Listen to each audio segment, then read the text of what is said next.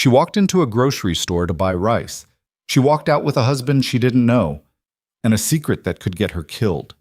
A black single mother from Baltimore. A Korean mafia boss hiding behind a business suit. One contract, 1 year. And a little boy who changed everything neither of them planned for.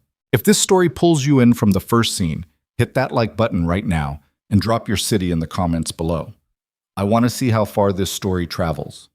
Now let's get into it. The fluorescent lights inside Kwan's Asian market buzzed with that specific low-grade irritation that gave Fatima a headache every single time she walked through the door. She'd been coming here for 3 years, every other Saturday, sometimes every week when the bills weren't choking her, because the jasmine rice was $2 cheaper than the Kroger on North Avenue, and $2 was $2 when you were raising a child alone. Zion was at Mrs. Patterson's apartment downstairs. She'd promised him 45 minutes, an hour tops, and she was already at 38. The boy had a clock inside him that ran on disappointment. He could tell exactly how many minutes she was late with the kind of accuracy that broke her heart every time she saw his face through the peephole before she even got her key in the lock. She had a list. She always had a list. Jasmine rice, fish sauce, frozen dumplings because Zion had seen them in a YouTube video and asked about them for 6 consecutive days, and she'd finally given in. Ginger root, coconut milk.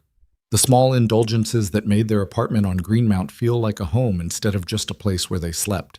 The rice aisle was in the back left corner, past the refrigerated tofu and the wall of instant noodle packages in languages she couldn't read. She turned the corner with her basket on her arm and her phone in her hand, checking the time, already doing the mental calculation of whether she could make it back before Zion's internal clock registered a betrayal. Then she stopped.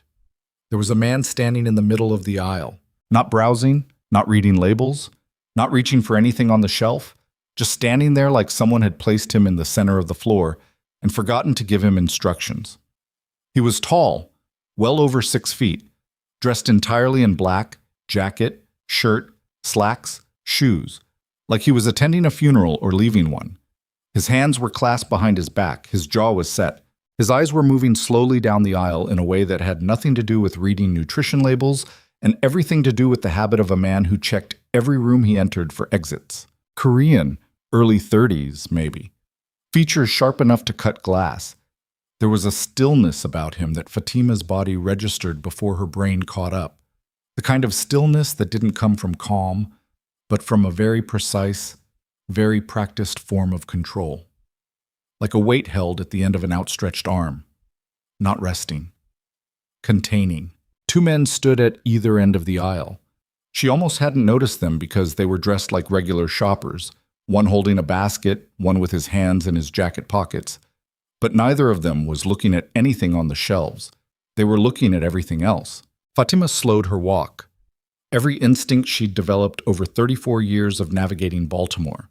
34 years of reading rooms, reading men, reading the specific quality of silence that preceded something bad. Every one of those instincts fired at once. She kept walking anyway, because the rice was on that aisle, because she was already behind schedule, because she had learned a long time ago that the only thing more dangerous than walking toward a threat was letting a threat see you flinch. She reached for the 5-pound bag of jasmine rice without looking at him, checked the price, put it in her basket, reached for a second bag because she'd run low last week and regretted not buying extra. "You have a son." The voice came from directly behind her left shoulder, low and flat, accented but precise, like someone who had learned English from books and then spent years sanding down the rough edges.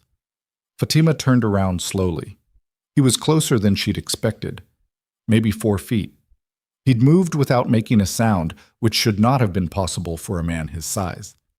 "Excuse me?" she said. He wasn't looking at her with interest. He wasn't looking at her the way men sometimes looked at her in grocery stores, why, the slow slide of eyes that she'd learned to cut short with a look of her own. He was looking at her the way someone looks at a document they're trying to decide whether to sign. 8 years old, he said. "You have a photograph on your phone case." She looked down at her phone. There was Zion. Gap-toothed smile, Orioles cap slightly crooked, the one from his second-grade school picture that she'd ordered in every size they offered because she couldn't help herself. She looked back up at the man. "I'm going to need you to back up," she said. He took one step back. Exactly one. My name is Kang Min Jae. Good for you. I need a wife. The words landed so flat and so ordinary that for a full 2 seconds she thought she'd misheard him. She looked at him. He looked at her. The fluorescent lights buzzed. Somewhere at the end of the aisle, one of the two men shifted his weight. I'm sorry, Fatima said. You need a what? A wife, by tomorrow morning. She stared at him for a long moment. He didn't blink. He didn't smile. He didn't add anything to soften the sentence or indicate that it had been a joke. You need professional help, she said. That's what you need. She turned back toward the aisle. The arrangement would be contractual, he said to her back. 1 year. You and your son would be provided for completely. Housing, food, security, medical care, education. At the end of the year, the contract dissolves and you receive a settlement sufficient to establish permanent financial stability. Your son would be treated as family for the duration. No harm would come to either of you. You have my word. Fatima did not turn around. Her hand was on a bag of rice she was no longer thinking about. Her heart was doing something she didn't have a clean word for. Not fear. She'd felt fear. She knew what it tasted like, and this wasn't it. Not excitement either, though something underneath the anger she was keeping herself wrapped in was moving in a way she didn't trust. She thought about the electric bill. The number she'd been pretending wasn't as bad as it was. The conversation she'd had with her landlord last Tuesday, the one she'd ended with a forced smile and a promise she wasn't sure she could keep. The way Zion had stopped asking for things. Not the big things, but the small things. The birthday party invitations to places that cost money. The field trips with permission slips she signed but had to save for in advance. Stopped asking in that way children stop asking when they've started to understand that the answer is probably no. She turned around. You don't know me, she said. I know enough. That's a terrifying thing to say to a woman in a grocery store. Yes, he agreed, without any indication that he found this problematic. She studied his face. There was nothing readable in it. No anxiety, no desperation, no sign that he was aware of how insane this conversation was. Just that same flat, contained expression, like a man delivering a business proposal he expected to be accepted because the terms were objectively sound. Why me? She said. Specifics of the arrangement require a different conversation. Tonight, if you're willing. If not. He reached into his jacket pocket and produced a card, plain white, just a phone number, and held it out. Call when you're ready to hear more. She didn't take it right away. What happens if I say no right now and walk out of here? You walk out. Nothing happens. You never hear from me again. He said it simply, and she believed him, which was the strangest part. But you'll spend the rest of the evening thinking about what I said. She took the card. He inclined his head, not quite a bow, something less formal than that, a gesture she didn't have a framework for, and walked past her toward the end of the aisle where one of his men fell into step beside him. The other followed from the opposite direction. Within 15 seconds, all three of them were gone, and the rice aisle was just a rice aisle again, with its buzzing lights and its stacked shelves, and the faint smell of dried mushrooms from the section 2 rows over. Fatima stood there for a moment. Then she put the rice in her basket and went to find the fish sauce. She called at 9:47 p.m. after Zion was asleep. She didn't know why she called. She told herself it was curiosity. She told herself it was the same impulse that made her read the last page of a thriller before she'd finished it, needing to know the shape of the thing before she committed to it. She told herself it had nothing to do with the electric bill notice she'd found tucked behind the fruit bowl when she was making dinner. The one she'd put there face down 3 days ago because looking at it straight on required energy she didn't have. He answered on the second ring. I'll meet you, she said. Somewhere public. I'm bringing a friend. That's reasonable, he said. I still think you're insane. Also reasonable. They met at a Korean restaurant on Howard Street, her choice, at a corner table. She brought Denise, her best friend since Howard University, who worked as a paralegal and had the specific ability to smell lies the way some people smelled rain. Denise sat across from Min Jae with her arms folded and her eyes narrowed, and Fatima sat beside her, and on the other side of the restaurant, 2 men in dark jackets sat at a table near the door and drank water and watched. Min Jae laid out the terms without preamble. He was getting married. The marriage needed to exist and needed to appear real. The duration was 1 year, renewable by mutual agreement but obligatory on neither side.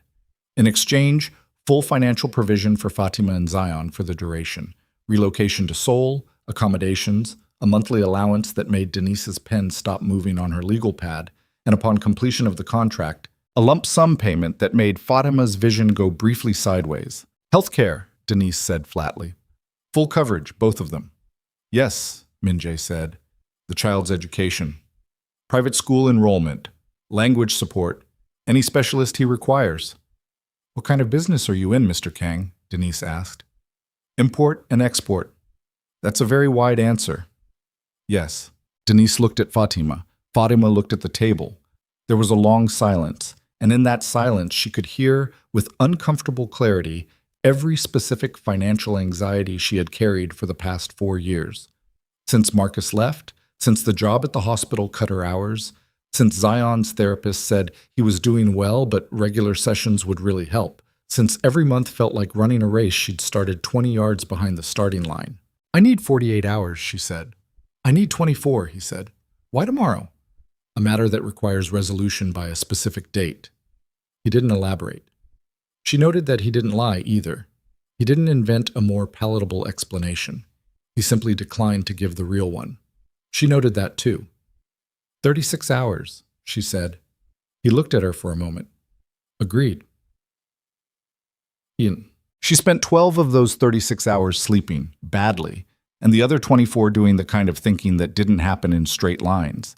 She sat on the edge of her bathtub at 2 in the morning and made a list on her phone of every reason to say no. And it was a good list, a long list, a list that would have made any rational person fold the card in half and throw it in the trash. She didn't know him. She didn't know what he did. She didn't know Seoul. She didn't speak Korean. She was asking Zion to leave his school, his room, Mrs. Patterson downstairs, the 2 friends he'd made that year who came over on weekends and ran in circles until they were sweating. She was asking herself to leave the only city she'd ever lived in. And then she sat on the couch in the living room at 6 in the morning with the electric bill in her hand, the real number, the face-up number, and Zion's report card from 2 months ago, the one with the teacher's note that said Zion is bright and curious, but I've noticed he sometimes seems anxious about things children his age shouldn't carry, and the form from his school about the upcoming overnight trip that she'd put in a drawer because the cost was something she was going to figure out. She called Min-jae at 6:43. Yes? She said. A pause. I'll send someone to help with the packing. I can pack my own things. I know. Another pause. The wedding is at 10. This morning? Yes. She looked at the ceiling. You are the most out-of-pocket person I have ever met in my life. The arrangements are handled. A car will come at 8. She ended the call and sat in the silence of her apartment. The particular silence of early morning, Zion still asleep, the heat kicking on in the walls, a garbage truck somewhere on the street below. And she felt something she didn't have a clean name for. Not peace, not certainty. Something more like the feeling she'd had the day she brought Zion home from the hospital, terrified and exhausted and holding a thing that was hers to protect whether she felt ready or not. She stood up and went to wake her son. She'd thought about what to say on the walk to his room. She'd been thinking about it since 2 in the morning, cycling through explanations, rehearsing tones, trying to land somewhere between honest and not terrifying. She sat on the edge of his bed and watched him surface from sleep, the way he always did, slow and reluctant, like sleep was something he didn't want to let go of. And she waited until his eyes were open and he'd looked at her long enough to understand she was serious. I need to talk to you about something big, she said. Zion rubbed his eyes. He was 8, but sometimes in the early morning, before the day got to him, he looked younger. He looked like the baby she'd carried home from Johns Hopkins in a carrier she'd borrowed from Denise, terrified she was going to do something wrong. How big? Very big. Maybe moving to another country big. He stared at her. Which country? South Korea. He thought about this with the gravity that Zion brought to most major announcements. He was not a child who rushed to reactions. Is that near Japan? Yes. Do they have dinosaurs there? Not live ones. He seemed to accept this. Why? She took a breath. I met someone. He's from Korea. We're going to get married today, and then we're going to go live there for a year. And after the year, we'll figure out what comes next. His name is Min Jae, and I need you to trust me that this is the right choice for us." Zion looked at her for a long time with those steady dark eyes that sometimes made her feel like she was the child, and he was something older and wiser wearing her son's face. "Did you check him out?" he said. "What?" "Like how you check out movies before we watch them. Did you check if he's good or not?" "I'm still figuring that out," she said. "But I think so." Another long pause. "Okay," he said. "Can I bring my dinosaur books?" "You can bring everything you want." He sat up. "Is there breakfast?" The wedding was not what she'd expected, which meant she'd been wrong about every version of what she'd expected.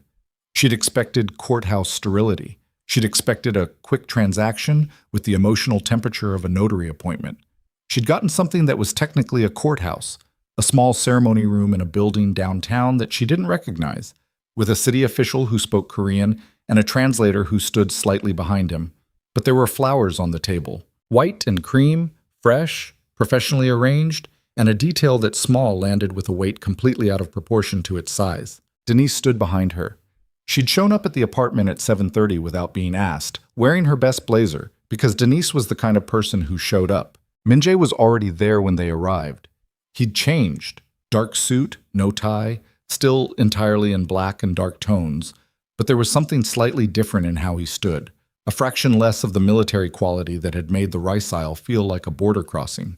He looked at her when she walked in, and for a single second she saw something shift behind his eyes. Something she couldn't read, but that was clearly not nothing. Zion stood beside Fatima and held her hand. He'd worn his good sneakers and combed his hair without being asked, both of which told her he understood the seriousness of the day, even if he was holding it quietly. The ceremony was 11 minutes. She signed 4 documents she'd reviewed with Denise the night before. A translated version, a legal summary, a contract addendum, the official certificate. Min Jae signed the same documents. The city official said something formal in Korean. The translator repeated it in English. She said yes at the correct moment. So did he. When it was done, Min Jae turned to Zion. He crouched down, not perfunctorily, not the patronizing half-bend adults sometimes did when they couldn't be bothered to fully commit. Fully crouched, hands on his knees until he was at eye level with an 8-year-old. "My name is Min Jae," he said. "You can call me whatever you're comfortable with. I won't tell you what to call me." Zion studied him the way he studied everything serious. Not with suspicion exactly, more with the careful evaluation of someone taking inventory. "Do you know about dinosaurs?" Min Jae looked at him steadily. "Not very much." "You can teach me." Zion seemed to weigh this. "Okay," he said. "I know a lot." "Good." Min Jae stood back up.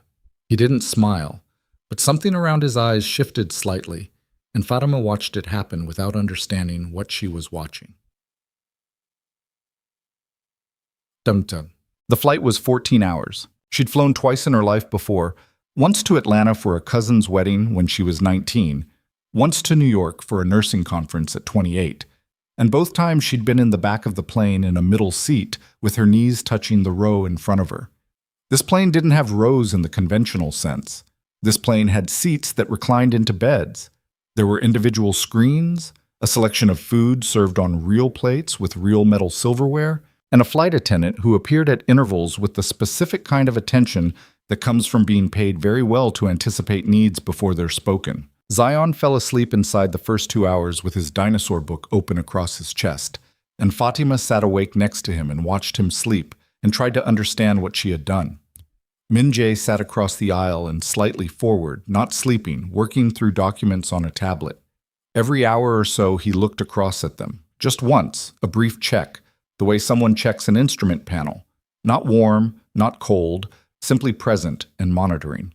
At some point past the 10-hour mark, when the cabin had settled into that specific stillness of a cross-continental night flight, and Zion had turned sideways in his reclined seat, with his arm flung over his head, Fatima became aware that Min Jae had moved. He was now in the seat across from hers, one row back from where Zion was sleeping. "You should rest," he said. His voice was lower, adjusted to the quiet of the cabin. "I'm fine." "You're not." He said it without rudeness, Just the same flat precision he applied to everything. "You're afraid." She looked at him. "What I am is a woman who signed a legal document this morning that she met 72 hours ago. I think a reasonable amount of alertness is warranted." "Yes." He looked out the small oval window at the darkness outside. "I don't blame you for it. I don't need you to not blame me." He turned back from the window and looked at her, and she looked at him, and the cabin hummed around them with the low white noise of altitude and speed and distance accumulating in the dark. "Tell me something true," she said. He seemed to consider this with genuine attention rather than deflecting it. "I have never done something like this before," he said. "I don't enjoy performing things I don't believe in. The arrangement was necessary. I wanted someone who was—" He paused, searching for something specific. "Not performing either." "What does that mean?" "It means most of the women I would have been directed toward understood exactly what was expected of them and would have executed it with considerable expertise. I didn't want that." "So you went to a grocery store in Baltimore." "I was in Baltimore for a meeting. The store was on the way back to the hotel." A beat. "It was coincidence." "You don't seem like someone who believes in coincidence." He was quiet for a moment. "No," he said. "I don't." She didn't know what to do with that, so she looked out her own window at the same dark. Somewhere below them, an ocean she'd never seen was moving without any concern for the question she couldn't answer. "Minjae?" she said. "Yes." "What exactly are you?" The pause before he answered was not long, 2 seconds, maybe 3, but inside it, she felt the weight of a door that hadn't been opened yet. "Someone who handles problems," he said, "but that's not an answer." "No," he agreed. "It isn't." He stood up and moved back to his original seat and went back to his documents, and she sat in the dark with the particular loneliness of 34,000 feet, and a husband she didn't know, and a son sleeping beside her with his arm over his head. And somewhere underneath the fear and the exhaustion and the carefully controlled panic she was managing one breath at a time, something else moved. Small and uninvited and entirely unwelcome. Curiosity. Chapas. Seoul arrived the way large things arrive. Not all at once, but in pieces. The car from the airport was black and long, different from any car service she'd taken. The driver didn't speak. Minjae sat in the front and spent the ride on his phone, speaking in Korean, his voice quiet and controlled and carrying the specific register of a man giving instructions rather than receiving them. Zion pressed his face to the window with the unguarded awe of a child encountering a city that had no category in his previous experience. The scale of it, the towers, the density, the rivers of lit signage, in a language that looked to him like decoration, which he announced at one point with complete sincerity, seemed to reconfigure something in him in real time. The building they stopped at didn't look like an apartment building from the outside. It looked like a building that other buildings were deferential to. A man came out to the car before they'd fully stopped, opened the door, and addressed Minjae in Korean in a tone that Fatima's brain automatically filed under professional subordinate before she'd consciously parsed anything about it. The elevator required a key card. The apartment, penthouse, she would understand later when she found a moment alone to process the square footage, had floor-to-ceiling windows that looked out over a city that spread in every direction like something she'd been told about but hadn't actually believed. Glass and light, and the dark ribbon of the Han River, and bridges lit against the water, and above it, faintly, a sky she'd never seen from this height. Zion walked to the window and stood there with his mouth slightly open. Minjae stopped beside Fatima at the edge of the main room. "Your rooms are on the left side. I'm on the right. There's staff. A housekeeper, a cook, 2 household security." He caught her expression. "They've been briefed. They'll treat you and Zion as family. If anyone gives you a problem, you come to me." "I know you don't need protection," he said, and it wasn't sycophantic. It was direct, an acknowledgement without condescension. "I'm telling you in case the situation ever comes up anyway." She looked at him. He was looking at Zion at the window. "He's going to ask about the dinosaur museum," she said. "There's a natural history museum 40 minutes from here," he said. "The paleontology section is the largest in Asia." She stopped. "How do you know that?" He turned back toward the right side of the apartment. "I looked it up on the plane," he said, already walking away. She stood there for a moment in the entryway of a penthouse apartment in a city she couldn't navigate, legally married to a man who handled problems in ways he wouldn't specify, with her 8-year-old son's face reflected in the floor-to-ceiling glass, and she felt the world she'd built, painstaking and careful and exhausting, and hers, recede behind her like something seen through the rear window of a car moving too fast to stop. She didn't know yet what was coming. She didn't know about the men she would start noticing in the coming weeks, the ones who stood outside closed doors during meetings that went quiet when she walked past, the ones with scars they didn't explain, and eyes that moved with the habit of a particular profession. She didn't know about the conversation she would hear 6 weeks from now through a door she should have kept walking past. She didn't know that every piece of the careful, controlled life that Min-jae presented to her was the surface of something much deeper, much older, and much more dangerous than anything she had the framework to understand. What she knew, standing in that entryway, was that her son was pressing his hand flat against the glass of a window 40 stories above a city in South Korea and whispering something she couldn't hear, and that the sound of that, small and private and entirely Zion, was the realest thing in the room. She followed it forward, because that was what she'd always done. Forward, one foot, then the next, even when she couldn't see the ground. 3 days passed, then a week, and Seoul did what cities do. It became familiar in increments, the way cold water becomes bearable when you enter it slowly enough. The housekeeper, a woman named Ji-young, who communicated primarily through brisk efficiency and the occasional precise nod, brought coffee to Fatima's room every morning at 7 without being asked. The cook prepared food that was extraordinary in the specific way that things prepared by someone who has cooked seriously for years are extraordinary. Not showy, but considered, each meal a small evidence of attention. Zion adjusted with the alarming resilience of childhood. Within 4 days, he had established a working relationship with every member of household staff, not through strategy, but through the specific gravity of a child who made eye contact with adults and asked them questions about themselves.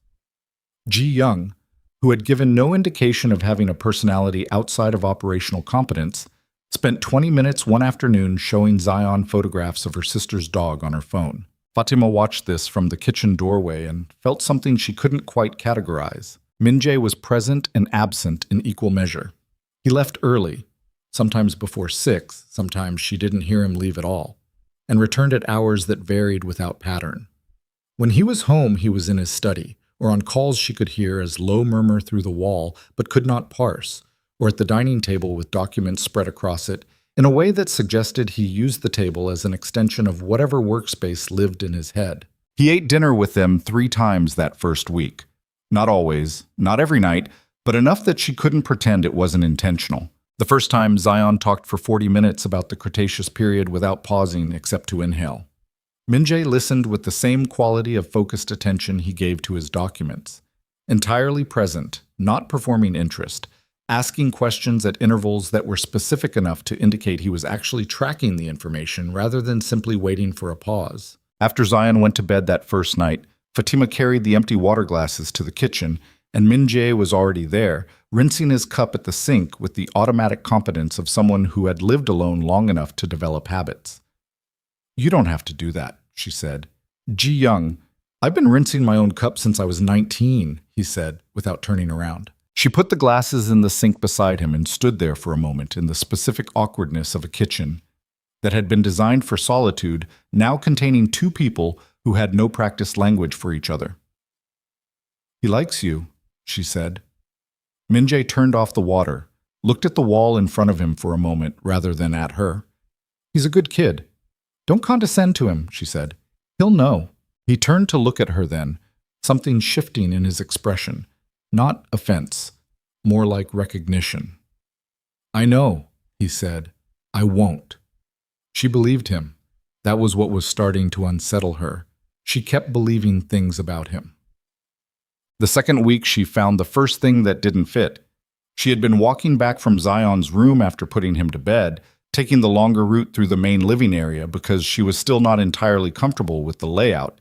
The apartment was large in ways she hadn't yet fully mapped, and she passed the hallway that led to a wing she'd been told was storage and secondary meeting space. and she heard voices. She would have kept walking. She was tired, it was late, and she had learned quickly enough that this apartment contained pockets of conversation she wasn't part of.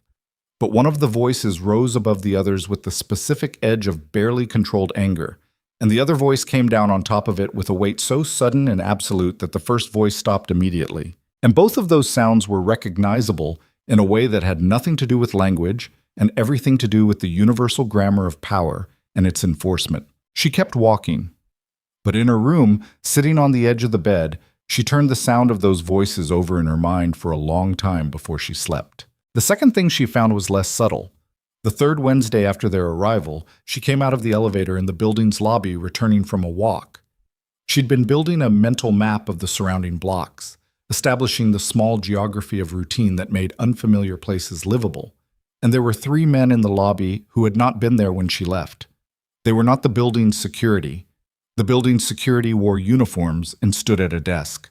These men wore jackets and stood near the elevator with their hands visible, and they looked at her with the particular alertness of men who had been told to expect her. One of them inclined his head, a gesture that telegraphed, without words, that she was recognized, that she was expected to proceed, that they would not stop her, but they were noting her arrival and departure. She went up in the elevator and stood in the kitchen and made a cup of tea and set it on the counter without drinking it and stood there for a long time. Minji came home 2 hours later. He walked in and found her at the kitchen table with the cold cup of tea in front of her, and he stopped in the doorway and read her expression with the speed of a man very practiced at assessing situations. "Who were the men in the lobby?" she said. He set his keys down on the counter, took off his jacket. "They were there for a meeting." "With you?" "Yes." "They looked at me like they already knew who I was." He looked at her directly. "You're my wife. I'm your contract wife," she said, "which is different." He was quiet for a moment. He pulled out the chair across from her and sat down, which was not what she'd expected. She'd expected him to remain standing, to remain in the mode of someone fielding a concern before moving to the next task. He sat down and he looked at her and he said, "What do you want to know?" "What kind of meetings require men standing in a lobby with their hands where you can see them?" A long pause. She watched him make a decision. She could see it happening, the internal calculation, the weighing of what to offer against what to withhold. "The kind that involve people who require that level of security," he said. "That's not an answer." "No." "You keep doing that?" "Yes." He looked at the table for a moment. "There are things I'll tell you when the time is right. There are things you're better protected by not knowing. I'm not willing to lie to you, but I'm not—" He stopped, something tightening briefly in his jaw. "I'm not ready to have this conversation yet." She studied him across the table. The kitchen was quiet. Somewhere in the apartment, the air system made its low, continuous sound. "Okay," she said. He looked up. "Okay," she said again. "Not ready yet, but the conversation is coming." He held her gaze. "Yes," he said. "It is." She picked up the cold tea, remembered it was cold, set it back down. "Zion wants to go to the dinosaur museum this weekend," she said. "He's been building up to asking you since Tuesday." Something moved very slightly at the corner of Minjae's mouth. Not a smile, not quite, or not yet, or not in the way smiles usually arrived, but something adjacent to it, something that came from a place behind the controlled surface of his face that didn't usually let things out. "Saturday?" he said. "I'll have the morning free." She nodded. He stood up, took his jacket from the counter, and started toward his study. At the doorway he paused. "Fatima." She looked up. "Thank you," he said, "for not pushing tonight." She didn't answer, and he went into his study and the door closed, and she sat at the kitchen table in a penthouse in Seoul that was beginning to feel, with terrifying gradualism, like somewhere she lived. Outside the floor-to-ceiling glass, the city moved through its night, indifferent and enormous, and the Han River caught the light the way rivers always do, silver and shifting, carrying everything that falls into it toward someplace else. She didn't know yet what was gathering in the dark beyond those windows. She didn't know yet the name Kang Tae-hyun, or what it would eventually mean to her life, or the shape of the conversation that was 6 weeks away and moving toward her with the patience of something that had already decided to arrive. What she knew was this: She was 34 years old, and she had made a reckless choice, and she had brought her son with her into it, and somewhere in this apartment, on the other side of a wall, the man she had married was awake at 11:30 at night, doing work she couldn't name, in a world she couldn't yet see. And the fact that she wanted to see it, the fact that she wanted to understand it, wanted to understand him, wanted to sit at that table across from him until the conversation he wasn't ready for became the one he couldn't hold back any longer.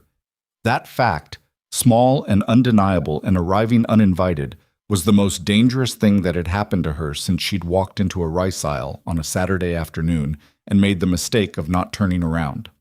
Well, the museum trip happened on a cold Saturday morning 3 weeks into their life in Seoul, and it was the day Fatima stopped being able to pretend. Not about Min Jae in general. She'd been managing her awareness of him the way you manage a light that's too bright, looking slightly to the side of it. She'd been doing that for weeks. But the museum trip was different. The museum trip was the day she saw what was underneath the surface he showed the world. Zion had been talking about it since Monday. Specific exhibits he'd researched online, specific questions he wanted answered, the whole thing organized in his mind with the thoroughness that characterized everything Zion cared about. He'd made a list, written in his notebook with the slightly too large handwriting of a child who was still learning to make letters stay where he put them. Min Jae drove. He drove himself. No driver, which surprised her, in a car that was understated enough to seem deliberately chosen, and Zion sat in the back and talked about bone density in the T-Rex skeleton from the front entrance photograph he'd found online. Min Jae kept his eyes on the road and asked, about a quarter of the way there, what made the T-Rex's arms so ineffective relative to its body mass. Zion talked for 11 minutes without stopping. Min Jae absorbed it, asked a follow-up question about the relationship between the arms and the animal's center of gravity. Got another 8 minutes. In the passenger seat, Fatima looked out the window at Seoul moving past and pressed her thumbnail into her palm and breathed. The museum was vast. Zion moved through it at a pace that was simultaneously unhurried. He needed time with everything, and inexorable, a small deliberate current moving toward each exhibit with the calm certainty of a person who knows exactly where they're going. Min Jae walked beside him. Not behind, not leading. Beside, slightly bent forward to account for the height difference, and he looked at what Zion looked at, and listened to what Zion said, and asked questions that were never condescending and never performative. She walked on Zion's other side and watched. At the large Jurassic display, the centerpiece of the hall, skeletons articulated in mid-motion, Zion stopped and looked up for a long time without speaking, which was unusual enough that both adults slowed beside him. "What are you thinking?"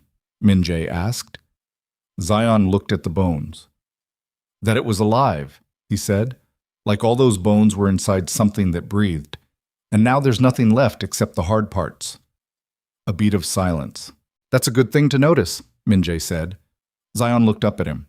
Then he reached over, without particular ceremony, and took Min Jae's hand. The gesture landed like something falling from a height. Min Jae looked down at Zion's hand in his, and something moved through his face that was not controlled and not performative, and not any version of the contained, precise man she had been watching from a careful distance for 3 weeks. It lasted only a second, the duration of a single breath, before his expression settled back into its habitual neutrality.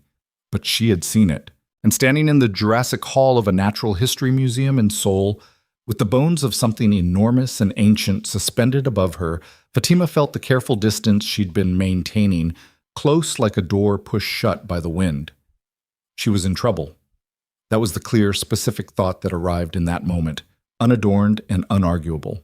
She was in very serious trouble, and it had nothing to do with anything she'd yet discovered about what Kang Min Jae actually was. The truth of him, the depth of the thing he was protecting her from knowing. None of the things that were coming in the weeks ahead, the conversations through closed doors, the revelation that would detonate everything she thought she understood. None of that had happened yet, but it was coming. 3 weeks from now, she would stand outside a door she should have kept walking past, and what she heard on the other side would shatter the version of this life she had been carefully, foolishly, beginning to believe in. The bones of something long dead hung above them in the cold museum air, suspended between falling and flight, preserved in the exact posture of a moment that would never be undone. Fatima looked at Min Jae. Min-jae looked at Zion. And the clock, though none of them could hear it, was already running. The week after the museum, something shifted in the apartment's atmosphere the way pressure shifts before weather. Not visible yet, but present in the body, in the way the air moved differently through the rooms, in the way the silences between them had changed their quality from uncomfortable to something else, something she didn't have a clean word for. Fatima noticed it in small things first. The way Min-jae paused in doorways now, when he found her already in a room, not long, half a second at most, before continuing in. The way he'd started leaving his coffee cup on the kitchen counter in the morning, rather than immediately rinsing it, which she understood without being told was not negligence, but some small, unconscious relaxation of the habits of solitude. The way Zion had begun, without announcement or ceremony, to drop his backpack on the floor of Min-jae's study after school and do his homework there, and the way Min-jae had begun, with equal lack of ceremony, to simply work around him. These were small things. She cataloged them carefully, the way you catalog things you're not sure yet are evidence of something. Because she knew about evidence. She'd grown up watching her mother catalog small signs too. The good ones, back when there were good ones, before things had gone the way they went. And she had inherited that same steady, watchful quality of attention. The ability to read the architecture of a situation before it became legible to anyone else. What she was reading now was something she was not prepared to name yet. The call came on a Tuesday, 11 days after the museum. She was in the kitchen making Zion's after-school snack when she heard Min-jae's voice from the study. Not the low modulated tone of a regular call, but something sharper, a quality she hadn't heard before, something compressed and angular at the edges. The door was not fully closed. She could hear the cadence without the words, the rhythm of Korean rising and falling with the specific percussion of a conversation that was not going as the speaker intended. She sliced the apple. The voice on the other end of Min-jae's call was briefly audible, not loud enough to parse, but loud enough to register as aggressive. She heard that much. She heard the specific music of someone pushing. Min-jae's response came back level and slow, each word placed with the deliberateness of someone choosing exactly where to set their weight. Then silence. Then the sound of the call ending. When he came into this kitchen 20 minutes later, he was wearing the same expression he always wore, the controlled one, the one that gave nothing. But there was something in the set of his jaw that was working, a muscle tightening and releasing in a rhythm too small to be intentional, too consistent to be accidental. "Snacks on the counter," she said, without looking up from the cutting board. "I don't need—" "It's not for you. It's for Zion." She looked up then. "He gets home in 30 minutes. He looked at the plate on the counter. "Right." He poured water from the pitcher, drank half of it standing there, and set the glass down. "I need to go out tonight." "Okay. I'll be back before midnight." "Min-jae?" She set the knife down. "You don't have to give me your schedule. We're not—" She stopped, recalibrated. "I don't need check-ins." He looked at her for a moment. The muscle in his jaw moved once. "I know," he said. "I'm telling you anyway." He left the kitchen. She heard the study door close again.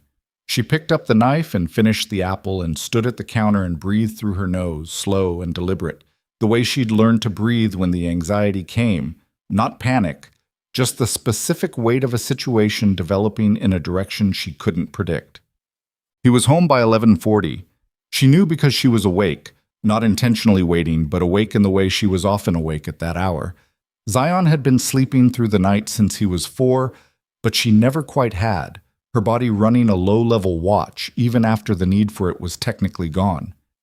She heard the elevator. She heard the front door. She heard his footsteps cross the main room. And then she heard him stop. She lay still, listening. He stood outside Zion's door for a moment. She could tell by the specific location of the silence, the particular quality of stillness that comes from a person rather than from empty space. He stood there maybe 30 seconds. Then she heard him move away. She stared at the ceiling in the dark and did not think about what that meant. She was very careful in those minutes not to think about what that meant. The second call happened 4 days later. This time she was closer. She had been walking down the hallway toward the main living area, and she heard him before she reached the turn. In the secondary meeting room, the door cracked 2 inches. And this time the voice on the other end of his call was loud enough that she caught tones, even if not language. And this time Min Jae was not keeping his voice down. She should have kept walking. Every reasonable part of her understood she should have kept walking. She stopped. His Korean was rapid and flat, sanded of inflection, and even without understanding the words, she could read the structure of it. The way a sentence can be a wall, each word another stone, laid fast and precise, and with no interest in being climbed. And then the other voice again, and this time she caught two words she recognized. She'd been studying Korean for 3 weeks. Zion had started lessons, and she'd been following along with a borrowed workbook, and whatever her phone could teach her in the early mornings before the household woke. She caught two words. One was her name. Her name in the mouth of whoever was on that call rendered with a specific quality, not neutral, not respectful, the quality of something being referenced as a complication. The other word was a Korean word she'd looked up once in passing and remembered because it was short and ugly sounding and the definition had sat badly with her. The word meant temporary. She made herself move. She made herself continue down the hallway with her footsteps even, and her face arranged into something that could pass for normal, and she walked to the kitchen and put her hands flat on the counter and breathed. She wasn't sure how long she stood there. When Min Jae came into the kitchen, she heard him stop in the doorway the way he always stopped now, that half-second calibration. She didn't turn around. "Who's calling you?" she said. Silence behind her. "It keeps happening," she said. "Whoever it is, they're not happy, and they're not someone you can cut off, and they said my name." She heard him come further into the kitchen. She heard him set something on the counter. His phone, by the sound of it. "Fatima, don't say my name like that." "Like what?" "Like you're about to manage me." She turned around then because she'd learned by now that having this conversation with her back to him was a disadvantage she didn't need to give herself. "I'm not a situation to manage. I'm the person living in this apartment and eating at your table and raising my son inside whatever this is, and I deserve to know who is calling you and what they're saying about me." He looked at her for a long moment. His face was doing what his face did. Containing, always containing, but there was something in it tonight that was different from the usual quality of his control. Something that looked less like composure and more like a man holding a door shut against something that wanted to come through. "His name is Kang Tae-hyun," he said. "He's my cousin." "Okay." "He has a stake in—" He stopped. "In the organization I run. The import-export business." The pause was brief. "Yes." "And he's unhappy about me." "He's unhappy about the marriage." "Why?" Min Jae looked at the window, looked back at her. "Because it affects certain arrangements that were in place before the marriage. Succession arrangements." She studied him.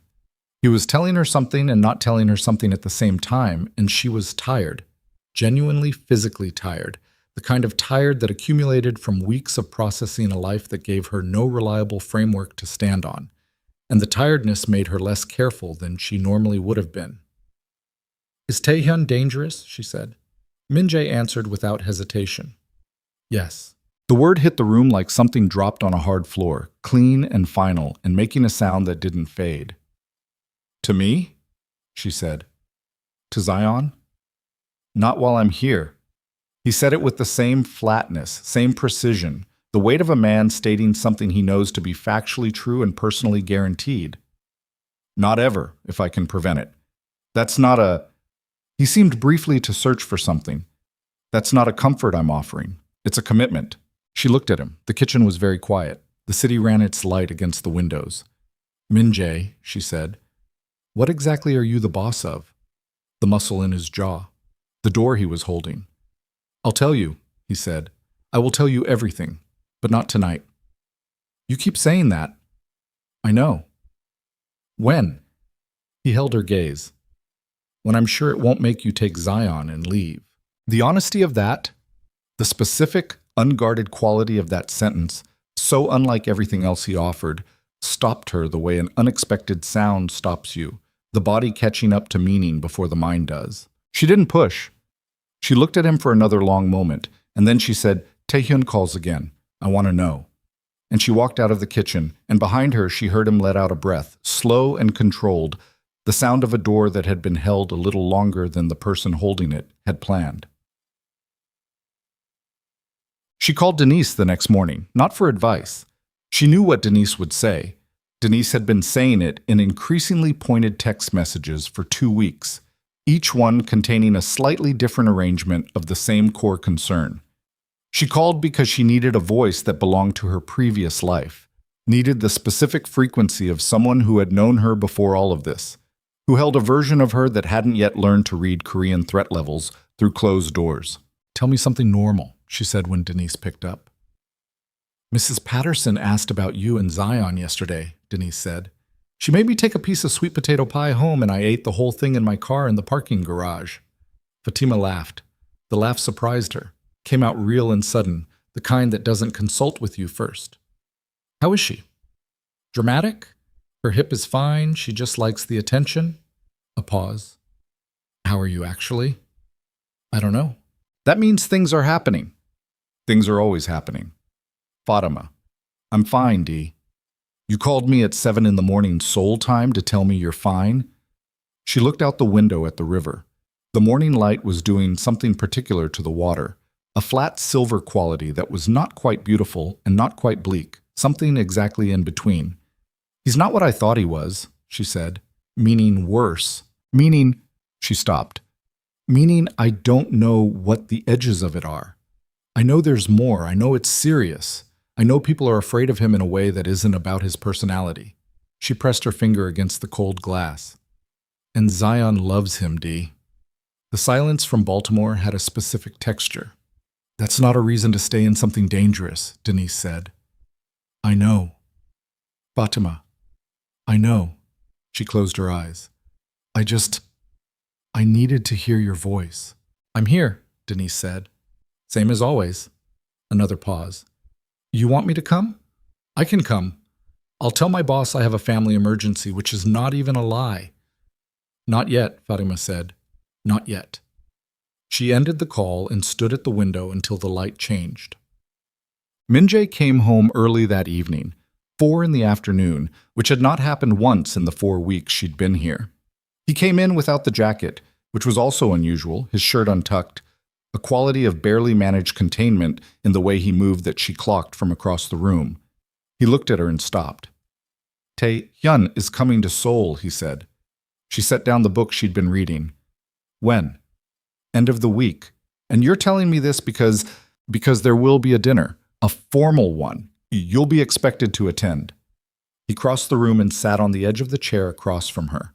Not all the way back, perched on the edge the way someone sits when they're not planning to stay. "I need you to understand what that means before you're in it." "Explain it to me." He looked at his hands for a moment. The posture was unfamiliar on him. She'd cataloged his postures by now, the different architectures of how he occupied space, and this one was new, something almost exhausted in it, almost young. "Taehyun believes the marriage is a performance," Min-jae said. "He's going to try to prove that in the dinner. He'll ask you questions designed to expose gaps in what you know about me. He'll be courteous.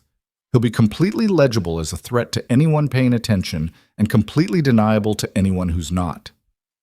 "So what do I know about you?" Min-jae looked up. "Tell me," she said. "If I'm going to sit across from your cousin and convince him the marriage is real, I need to know actual things, not the surface-level things Tae-hyun already knows. Real things." He was quiet for a long moment. "My mother died when I was 11, he said. "My father ran the organization before me. He was not a good man, and I spent the first 20 years of my life trying to become something different from him, and the next 10 years understanding that it wasn't possible." He said this with no particular emotion, the way you state a fact you've made your peace with. "I don't sleep more than 4 hours. I've tried. I've had the same nightmare for 15 years, and I've stopped expecting it to stop." He paused. "I make very good coffee, and I can't cook anything except ramen, and I've eaten it approximately 400 times. I kept a dog for 3 years, and he died, and I haven't had anything living in this apartment since." She looked at him. "My grandfather is the only person I've allowed to matter to me for a long time," he said, "and he's dying." He said this last part differently. The tone the same, but something underneath it not the same, something that had weight. "Which is why the marriage exists. Which is something you also have the right to know." She sat with this for a moment. "What's wrong with him?" "His heart. He has months." maybe less. The room was very quiet. "The dinner," she said. "I'll handle the dinner." He looked at her with an expression she hadn't seen on him before. Not gratitude exactly. Something before gratitude. Something rawer than that. The look of a man who has not been surprised in a long time, being surprised. "You should know," he said carefully, "that Taehyun is not the only concern. There are others inside the organization who question the marriage, who question you specifically, who feel that a contract wife from America, someone outside the structure, represents a vulnerability. Am I in danger? You're protected. That's different." "No, it isn't." He held her gaze. "You're right," he said. "It isn't." He stood up. "I'll tell you more after the dinner. All of it. Whatever you ask." He walked toward his study and stopped at the doorway. "The thing my cousin doesn't understand," he said to the door frame, not turning around, "is that the marriage being strategic doesn't make it untrue." Then he went into the study and closed the door, and she sat in the chair with his words rearranging the room, rearranging something larger than the room. And outside, the Seoul sky was doing the thing it did at this hour, going from gray to a color that wasn't quite dark yet, the city's light beginning to compete with whatever natural light remained. The dinner was on a Friday. Taehyun was 40 minutes late, which she understood immediately was intentional. He walked in the way men walk when they've calculated their entrance. Not hurried, not apologetic, moving through the restaurant's private room with the contained energy of someone who expected to be watched and was comfortable with that expectation. He was handsome. She hadn't expected that, or hadn't expected it to be the specific kind of handsome he was. A little too polished, a little too assembled, the kind of face that had been looked at often enough to become aware of itself. He looked at her the way she'd anticipated, the slow assessment dressed up as a smile. "So," he said, sitting down. "The wife." He said it in English, which told her he'd done his research. "So," she said. "The cousin." Something moved in his eyes. Quick, amused, recalibrating. He reached for the water glass. "Min-jae said you were direct." "Min-jae doesn't talk about me to you," she said. "So let's not start there." Across the table, Min-jae was still. Completely, unnervingly still. In the way she'd come to recognize as the opposite of calm. Not relaxation, but the tension of a wire pulled to its limit and held. Taehyun smiled. It was a very good smile. "I heard you're from Baltimore." "I am. Long way to come for a marriage." "Love doesn't ask for flight times." The smile again. "No," he agreed. "It doesn't." He looked at Min-jae. "She's good." "She's not performing," Min-jae said. Taehyun picked up the menu, glanced at it, set it back down. "Tell me something about him," he said to Fatima. Casual, conversational, a dagger wrapped in linen. Something I wouldn't know. She didn't look at Min-jae. She'd decided before she arrived that she would not look at Min-jae for help during this dinner. Either she could do this or she couldn't. "He can't sleep," she said. 4 hours most nights. He eats ramyeon when he thinks no one's paying attention. He stood outside my son's door for 30 seconds the night after the museum because he wanted to check that Zion was okay and didn't know how to do it without making it a thing. She looked at Taehyun steadily. "He keeps the coffee cups on the counter now. He used to rinse them immediately. He stopped doing that about 2 weeks ago." She picked up her water glass. "Should I go on?" Taehyun was looking at her with the smile still on his face, but something different behind it now. Something colder. Something that confirmed every assessment she'd made since he walked in. "No," he said quietly. "I think I understand." The rest of the dinner was a performance of pleasantry so precise it made her jaw ache from the effort of sustaining it. Taehyun was charming and implacable and present in every second like a stone in a shoe. You could walk, you could function, but the awareness of it was continuous. When he stood to leave, he shook Min-jae's hand with both of his, a gesture that looked warm from a distance and felt like a challenge from where she was sitting. He nodded at Fatima. "Baltimore," he said. "Seoul," she said back. He left. The room exhaled. Min-jae looked at her across the table. His expression had the quality of someone standing in the aftermath of something they'd been preparing for and discovering the preparation had been worth it. You didn't look at me once, he said. I didn't need to. He was quiet for a moment. What you said, about the door, about the cups, it was all true. I know. He looked at the table. That's what... He stopped. That's what I meant. About the marriage being real. She looked at him. The restaurant room was settling around them, the staff moving at a distance, the city indifferent behind the glass. Min Jae, she said, after the dinner, you said you'd tell me everything. All of it. Yes. Tomorrow. He met her eyes. Tomorrow, he said. She believed him. That was the problem. She kept believing him, and she had believed him about tomorrow. And tomorrow came and went, and then 4 more tomorrows came and went, because the week after the dinner, something inside the organization broke open, and Min Jae disappeared into it for 6 days, present in the apartment for 3 or 4 hours at a time, sleeping less than his usual impossible amount. The controlled surface of him wound so tight she could feel the vibration of it from across a room. She didn't push. She watched. She managed Zion's questions about why Min Jae looked tired, managed her own questions about the men who cycled through the lobby downstairs with increasing frequency, managed the small particular dread of a situation developing in a direction she could feel but not see.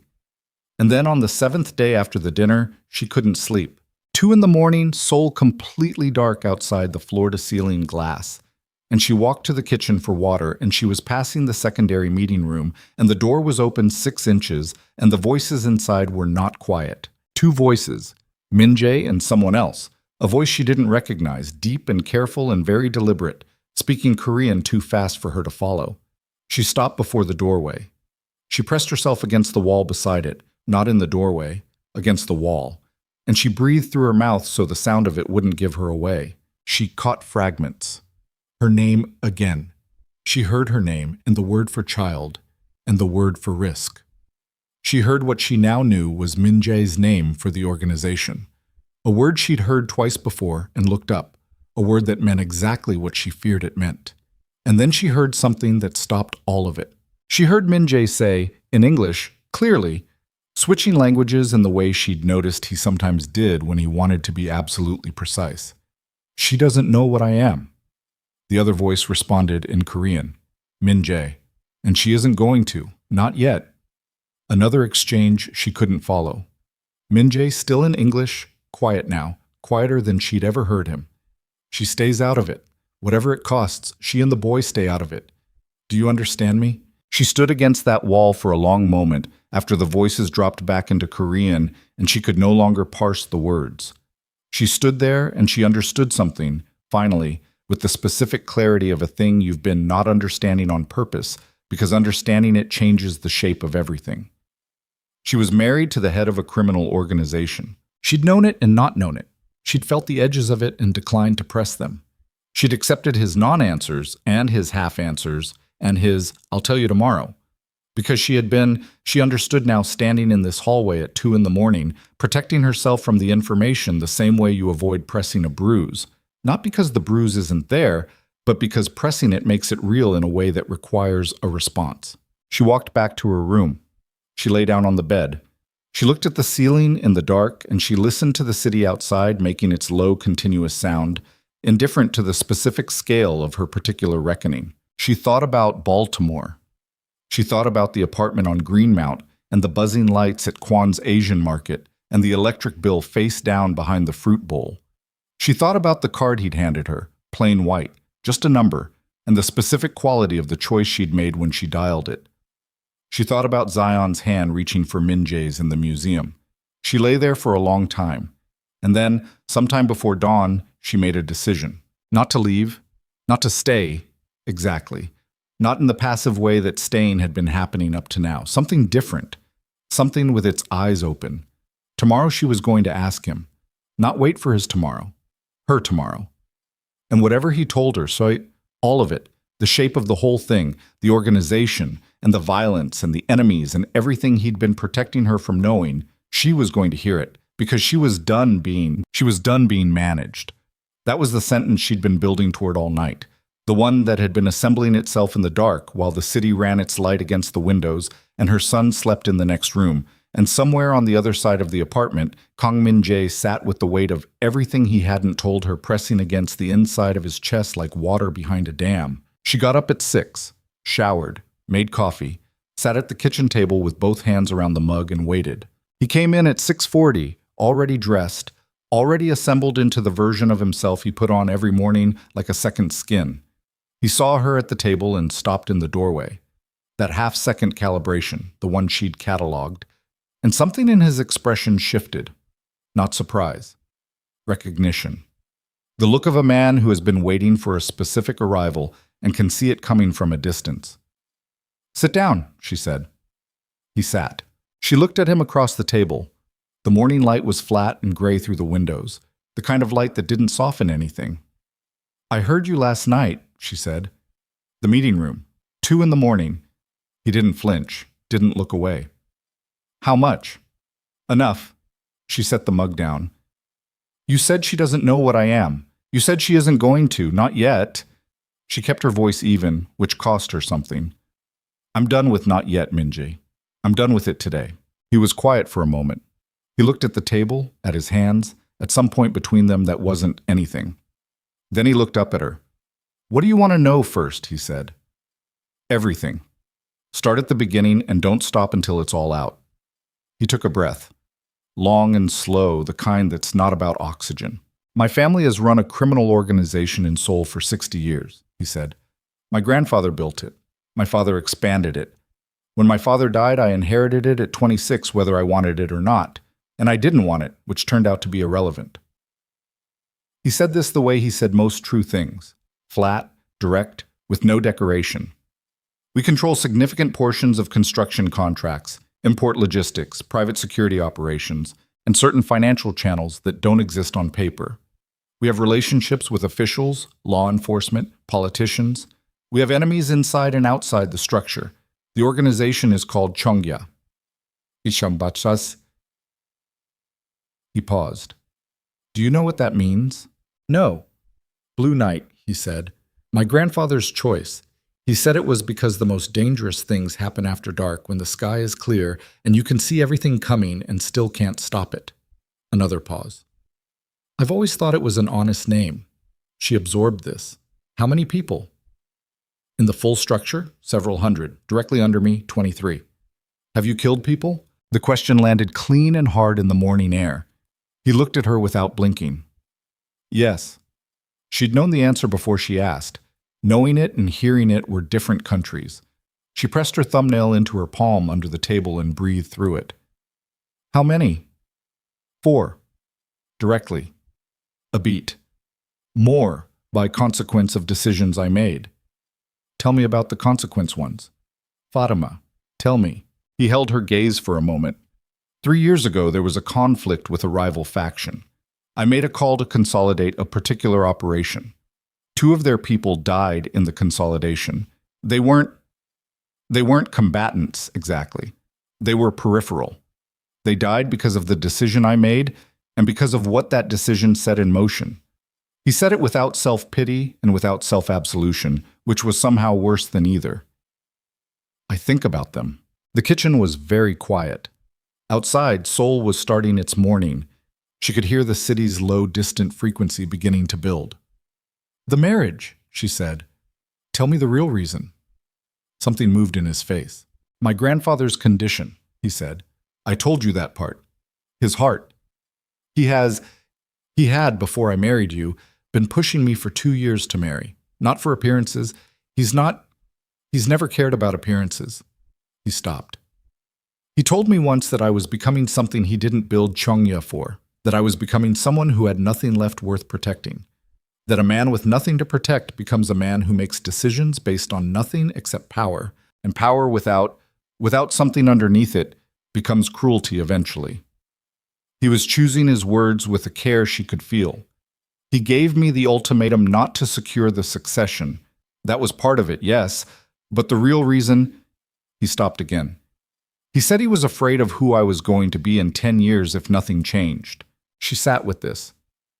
"He chose you," Min-jae said. "I want you to know that. He had you found. He'd been looking for a year with Shaes, not a Korean woman from inside the structure, because anyone from inside the structure would understand the game and play it. He wanted someone from outside, someone who couldn't be bought by the context because they didn't know the context. He paused. Someone with something real already built, someone with a child. The cold moved through her slowly, from the center outward. Your grandfather chose me, she said. Yes. And you went to the store knowing I'd be there. Yes. She looked at him. The photograph on my phone case. I'd seen your photograph before the store. I already knew what you looked like. I knew your name. I knew about Zion. The grocery store was the first opportunity to make contact in a setting that wasn't, he stopped, in a setting where you would have some control over whether to engage. She stood up. She didn't knock the chair back. She was careful, specifically careful, because the thing moving through her was large enough that she needed to manage it or it would manage her. She walked to the window. She put her hand against the glass. The cold of it traveled up her palm. You staged it, she said. Yes. The whole thing, the aisle, the card, the restaurant. The restaurant was your choice. The grocery store was yours.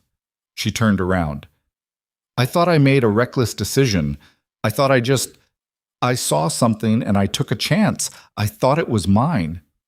Her voice was level. She was proud of how level it was. That's not what it was. He stood up too. He didn't come toward her.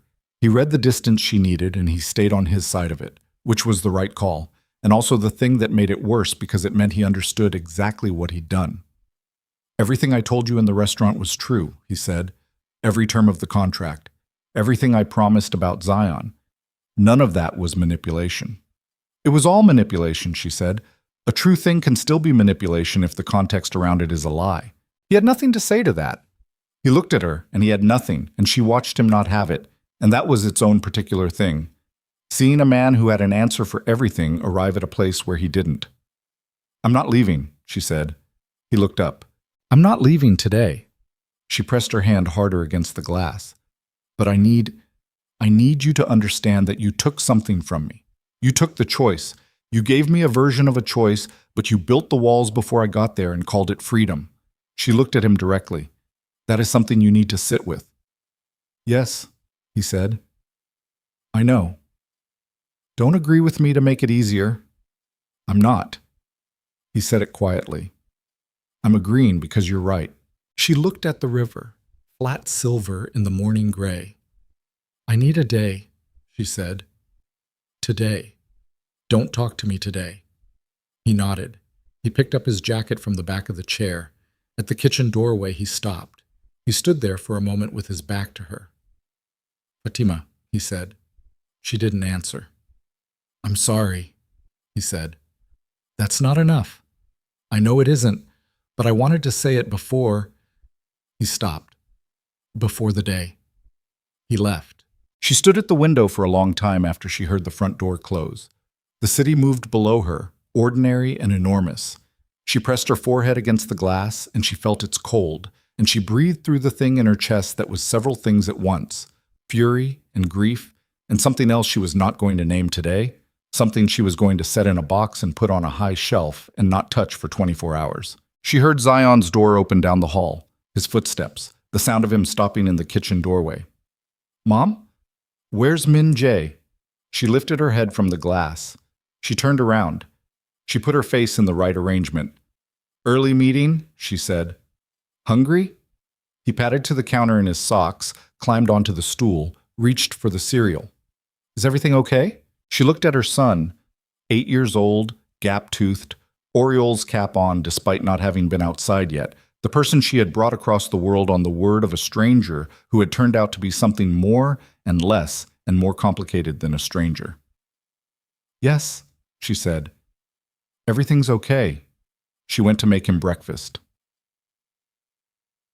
The day was the hardest kind, the kind where nothing externally breaks, where the surface holds, where you manage every hour and the hour after that, and the thing you're managing never gets smaller just because you're managing it. She took Zion to the language center he'd started attending 3 weeks ago, walked back through the neighborhood in the cold air, stopped at a small cafe she'd found in her second week that made coffee the way she liked it without her having to explain. She sat there for an hour with her phone face down and let herself feel the full dimension of what she'd learned. He had been chosen. She had been found. Some old man in a dying body had looked at her photograph, at her, at Zion, at the specific shape of her life, and decided she was the missing piece his grandson needed, and had engineered an encounter in a rice aisle in Baltimore to deliver her to a conclusion that had been made before she ever walked through the door. She turned her coffee cup in her hands. And the question that arrived, which she had not expected, which she was not ready for, did the engineering make any of it untrue? The way he listened to Zion, the way he stood outside her son's door, the way his face had done that thing in the museum, that brief, unguarded thing when Zion took his hand. The coffee cup on the counter, the fact that he'd told her the truth this morning when the easier thing, significantly easier, she understood his situation well enough now to know, would have been to continue the careful managed non-answers indefinitely. She pressed her thumb into the cafe table and did not answer the question. She picked up Zion. She made dinner.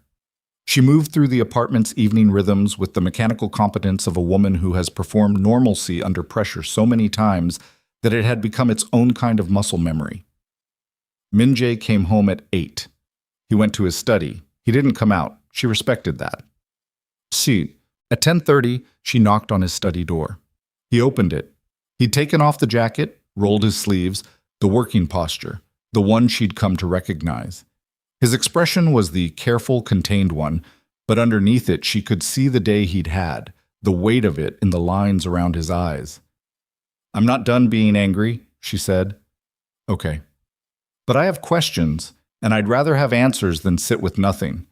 He stepped back from the door. She came in. The study was large, lined with shelves that held documents and a few books, and almost nothing personal. One exception, on the corner of the desk, a photograph in a small frame. Old man, severe face, eyes that held the same quality she recognized in Min-jae, that specific quality of a person who sees what other people are looking away from. She picked it up. "Your grandfather," she said. "Yes." "Does he know about me? The real me? That I didn't just walk into this?" "He knows everything." She set the photograph back down. "I want to meet him." Min-jae looked at her. "Why?" "Because he decided I was a solution to something without asking me, and I want to look him in the face." A pause. "He's in Busan. He's not well enough to travel." "Then we go to Busan." Min-jae studied her. "You're not afraid of him." "I'm not afraid of old men in photographs." She sat down in the chair across from his desk, the posture of someone who intended to stay for a while. "Tell me about Tae-hyun, the real version." He sat behind the desk, folded his hands. "Tae-hyun is my father's brother's son, a year older than me. When my father died, the succession should have, in Tae-hyun's reading of the structure, gone to him. I was younger. My father and his father had been in conflict for years over the direction of Cheongya. When the grandfather chose me instead, Tae-hyun accepted it publicly and has been building toward reversing it privately for 9 years. Building how? Accumulating loyalty within the structure, aligning with external interests, waiting for a viable moment." He paused. "The marriage gave him a viable argument, that I was compromised, that I'd introduced an unknown variable into the center of the organization. Me. You." She absorbed this. "What does he want to do about it?" Min-jae held her gaze. "Tae-hyun's position is that the marriage should be dissolved, that you and Zion should be returned to America with the financial terms honored, and—" He stopped. Something in how he stopped made her go still. "And what?" she said. "And that Cheongya should be restructured with Tae-hyun in a significantly elevated position, in exchange for his agreement not to pursue the challenge formally within the council." Council. The governing structure. 12 senior members. They can call a leadership review if a sufficient number request it. He paused. Tae-hyun has 6. How many do you need for a review? 7. The room was very quiet. So he's 1 vote away from being able to formally challenge your leadership, she said. Yes. And dissolving the marriage, getting rid of me, is part of what he's offering to the council members he's trying to flip. It's one part, She looked at the desk, at the photograph, at Minjae's hands, folded, very still. Is there a seventh vote he can get? The pause before he answered told her the answer before he gave it. Potentially, he said, one member who has been uncertain, senior. His name is Director Park. He doesn't want conflict. He doesn't want disruption. If Taehyun can convince him that removing you solves the disruption without a larger confrontation, then Park gives him the seventh vote. Yes. And then what? They vote you out? A leadership review creates a formal challenge period, during which Taehyun's support within the organization becomes overt. Actions become possible that are not possible now. He said this carefully, choosing the shape of each word. During a formal challenge period, the constraints that currently protect certain people, certain arrangements, become provisional. She understood what he was not saying. She'd grown up in Baltimore. She knew how to read the language of a threat that wasn't stating itself directly. He'd come for us, she said, during the challenge period, not formally, but he'd come for us. Min-jae looked at her. I will not allow that. That's not an answer to the question. No, he said, it isn't. He unclenched his hands, resettled them. If Taehyun gets the seventh vote, there is a window, 10 days of formal deliberation, during which the protections I've built around you and Zion become dependent on my ability to move quickly enough to close the window before something happens inside it. He paused. I intend to close it. How? He looked at her steadily. That's the part you're better protected by not. Min-jae, she said it quietly, but with a weight that stopped him. If you say those words to me right now, I will get up and pack and be on a flight by morning. I'm not asking for your protection. I'm asking for information about the situation I'm inside. He held her gaze for a long time, a long measured time, during which she watched him make the decision. She understood now he'd been avoiding since the day they met. I need to get to Director Park before Taehyun does, he said. There are things about Park's history that Taehyun doesn't know I know. If I use them correctly, Park doesn't give the seventh vote. The challenge period never opens. Taehyun's position collapses without the formal mechanism to make it viable. Fools. He paused. But if Park has already committed to Taehyun before I reach him, if Taehyun is further along than my intelligence suggests, then the situation changes significantly and quickly. How significantly? He looked at her with the expression of a man who had finally stopped deciding how much to give and was giving all of it. Significantly enough that I would need to move you and Zion immediately. Tonight, if necessary. The word tonight landed in the room like a stone in water, the ripples expanding outward. She looked at the photograph of the old man in the frame. She looked at Min-jae. She thought about 6 weeks. The particular compressed life of the past 6 weeks. All of it. The airport and the penthouse and the dinner and the museum and every conversation in this kitchen at the hours when the city was quiet and it was just the two of them and the specific unguarded thing she'd seen in him in increments, the real thing underneath the legend. When do you need to talk to Park? She said. Tomorrow. Then we sleep tonight, she said, and you talk to Park tomorrow, and then we know what we're dealing with. She stood up. And Min-jae? He looked up at her. If it goes wrong tomorrow, she said, you tell me immediately. Not after you've decided what I can handle. Not after you've had time to manage the information. Immediately. Do you understand? Yes, he said. She started toward the door. Fatima. She stopped. I chose you too, he said. She turned halfway. He was looking at the desk, not at her, the way he sometimes said the truest things, sideways, as if looking directly at them made them harder to get out. Not the way he did, not from a photograph, but after. In the restaurant, when you looked at me like you were deciding whether I was worth the risk. He paused. I chose you too. She stood in the doorway. She didn't say anything. She went to her room and lay down in the dark and put her arm over her eyes and lay there until the city outside went from its late-night frequency to its earliest morning one, that specific hour when Seoul was quieter than it would be again until the same hour the following day. She thought about choice, the architecture of it, the difference between a choice made freely and a choice made inside a frame someone else built.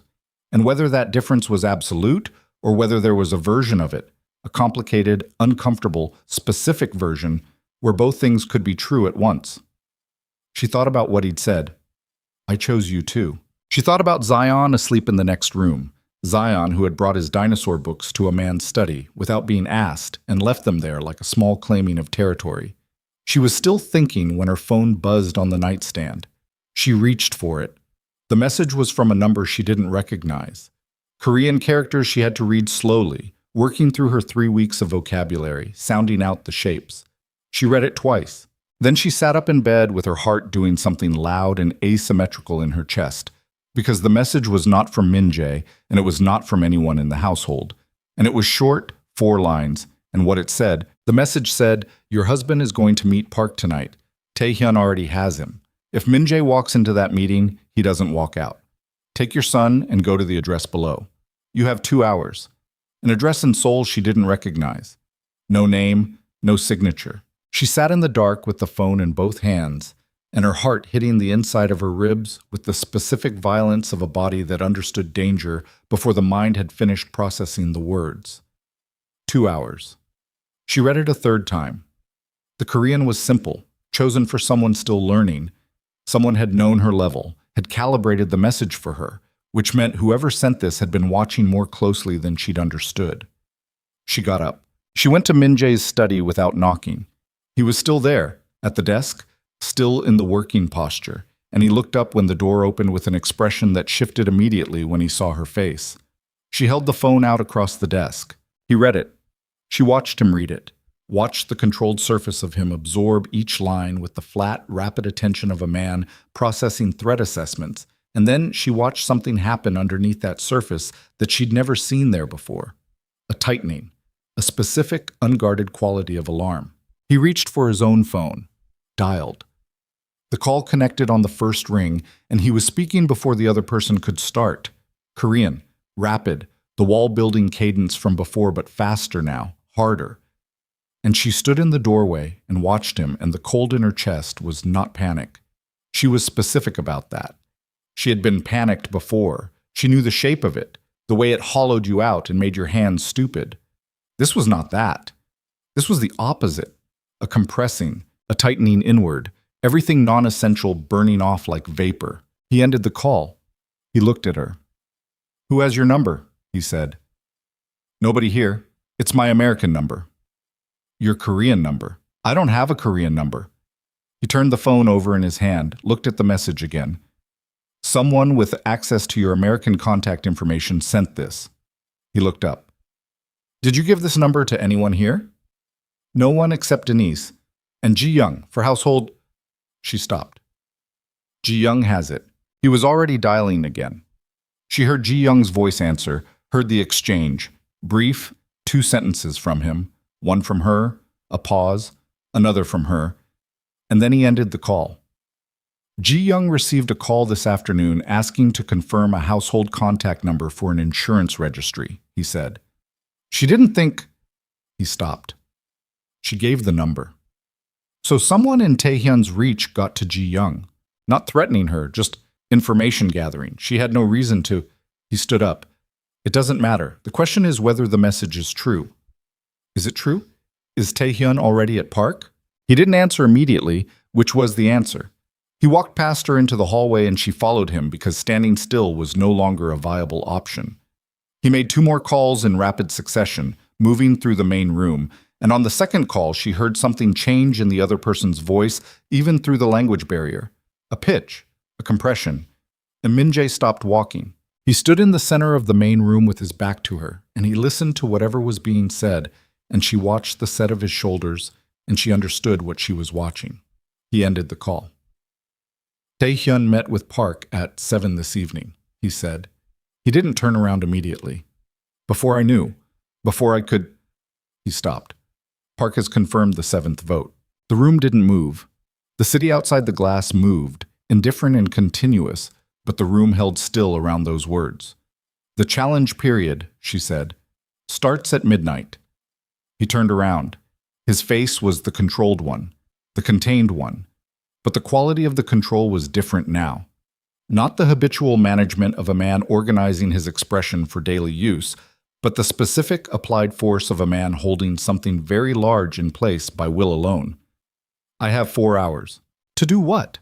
To make a move before the challenge period opens and the formal structure locks in. Once it's official, once the council is formally notified, my options inside the structure become limited in ways that are, he paused, significant.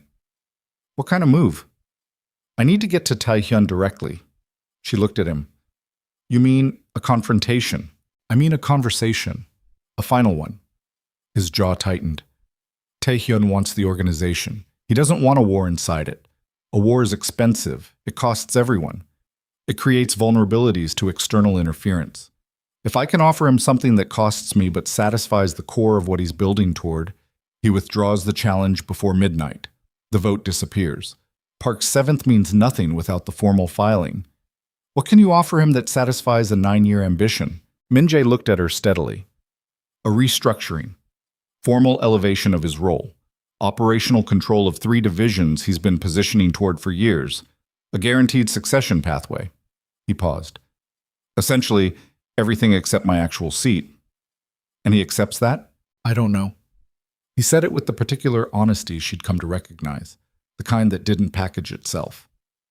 Taehyun is ambitious, but he's not irrational. An elevated position without conflict is worth more in practical terms than a contested leadership that costs both sides. If I can make that argument before midnight, where is he? He was already moving toward the room where she knew the household security kept an overnight presence. She followed. Min-jae, where is he? A private club in Gangnam. He uses it for meetings. He pushed open the door.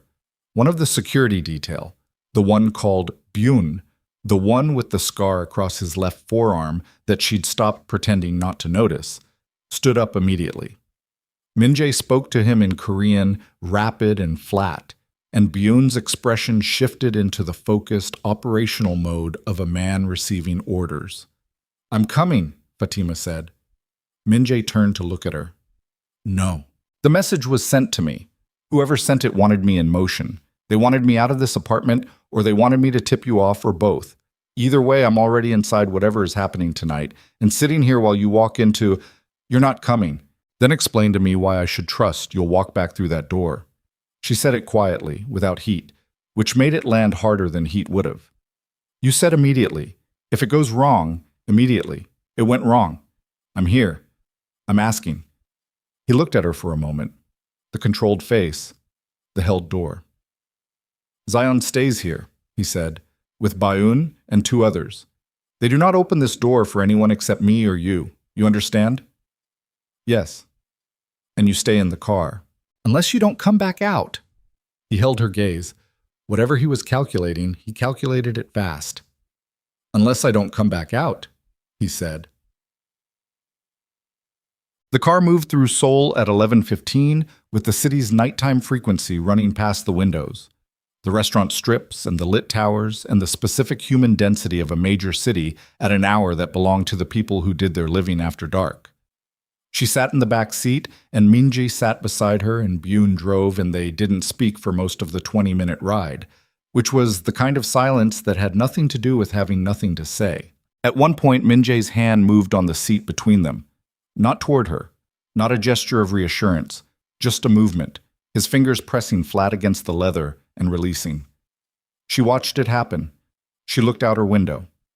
If this doesn't work, she said to the glass, if Taehyun doesn't withdraw, then we move quickly before midnight, and I'm not asking about the strategy.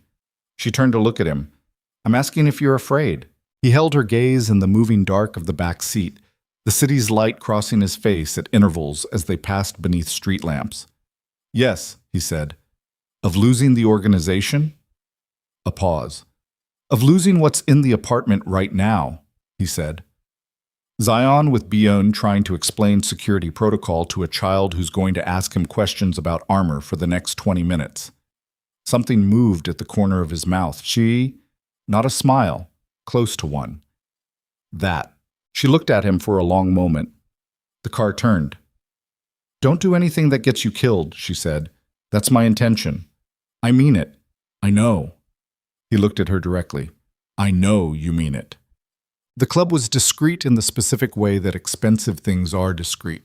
No sign, a door set into a building face that looked like nothing, a man outside who recognized Min Jae's approach and made a call before they reached the door. Inside, low light, the smell of wood and whiskey and climate control, the kind of place where the sound didn't travel room to room. She stayed in the car. Byun stayed with her. Min Jae went in with one man she'd seen before, not household security, someone else, someone with the specific quality of the men who stood in lobbies and watched without appearing to watch. Byun sat in the front seat and said nothing. She sat in the back and watched the door. 11:28, 11:40, 11:51. The door opened, but it was not Min Jae who came out first. It was two men she didn't recognize, jackets, the hands visible, posture. And they came out fast, and behind them came Tae-hyun, and behind Tae-hyun came Min Jae, and even from 30 feet away in the dark of the back seat, she could read the scene. It was not resolved. Whatever had happened in there was not the resolution Min Jae had gone in for, and the specific quality of Tae-hyun's walk, unhurried, precise, carrying the satisfied stillness of a man who has just gotten what he needed, made the cold in her chest press outward. They spoke on the pavement. She couldn't hear. She could see. Min Jae's posture was contained, completely controlled, nothing readable from this distance except the set of his jaw, which she'd learned by now like a language. Tae-hyun spoke, looked at his phone, said something else. Then he looked at the car. He looked directly at the car, directly at her window, and he could not have seen her through the tinted glass, but the precision of his gaze, the exact angle of it, aimed at exactly where she was sitting, told her someone had told him she was there. He smiled at the window. Then he walked away. Min Jae stood on the pavement and watched him go. From behind, from 30 feet, in the dark, she watched the stillness of him, and she felt the night crystallize around that moment into something irreversible. He got in the car. "It's done," he said to Byun. Byun started driving. "Talk to me," she said. Tae-hyun filed at 11:40. His voice was level and hollow simultaneously, the specific tone of controlled devastation. He had someone remote file the formal challenge notice before the meeting started, before I walked in. He looked forward through the windshield. The meeting was theater. He was never going to withdraw.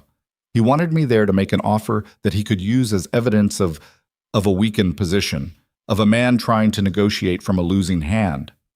He recorded it, almost certainly. So the challenge period is open. Yes. And he has the 7 votes. Yes. She breathed, slow, deliberate, in through the nose. What do you need to do in the next, she looked at her phone, in the next 6 minutes before midnight?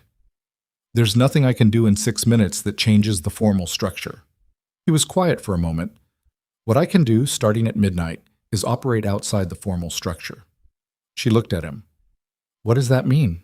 It means that the council has procedure, and Tae-hyun has positioned himself perfectly within that procedure. What Tae-hyun doesn't have is every piece of the organization. There are people who are mine, not formally, not on paper, but mine, who don't move for Tae-hyun regardless of what the council vote looks like. He turned to look at her then, and his eyes in the dark had that quality she'd seen only a few times before, the quality she understood now as what lay underneath the controlled surface, when the surface stopped being sufficient. 10 days. I have 10 days of the deliberation period to demonstrate to the council that the challenge is not in their interest, that keeping me is worth more than the disruption costs. By doing what? By making Tae-hyun's position untenable. How? He looked at her for a moment longer. Outside, Sol ran past them, and somewhere in the apartment Zion was asking Byun questions about armor, and the phone in her hand read 11:58. There's a man, Min Jae said, a council member. His name is Director Lim. He's been Tae-hyun's longest alliance. They've been aligned for 6 years. If Lim moves away from Tae-hyun, 2 others follow him because they follow Lim. That drops Tae-hyun from 7 votes to 4. And how do you move Lim? Lim has a problem he's been managing privately for 3 years. A financial situation with certain external parties that Tae-hyun does not know I know about. He paused. But there's a complication. Tell me. The information about Lim came from one source inside the structure. One person I trust completely who has been positioned near Lim's operations for 2 years, feeding me information. He stopped. Something in how he stopped. That person, she said slowly, is the person who sent me the message tonight. He was quiet for a full 5 seconds. Her name is Ha-eun, he said. She has been inside Taehyun's peripheral network for 2 years feeding me information. She sent you the warning because she couldn't reach me.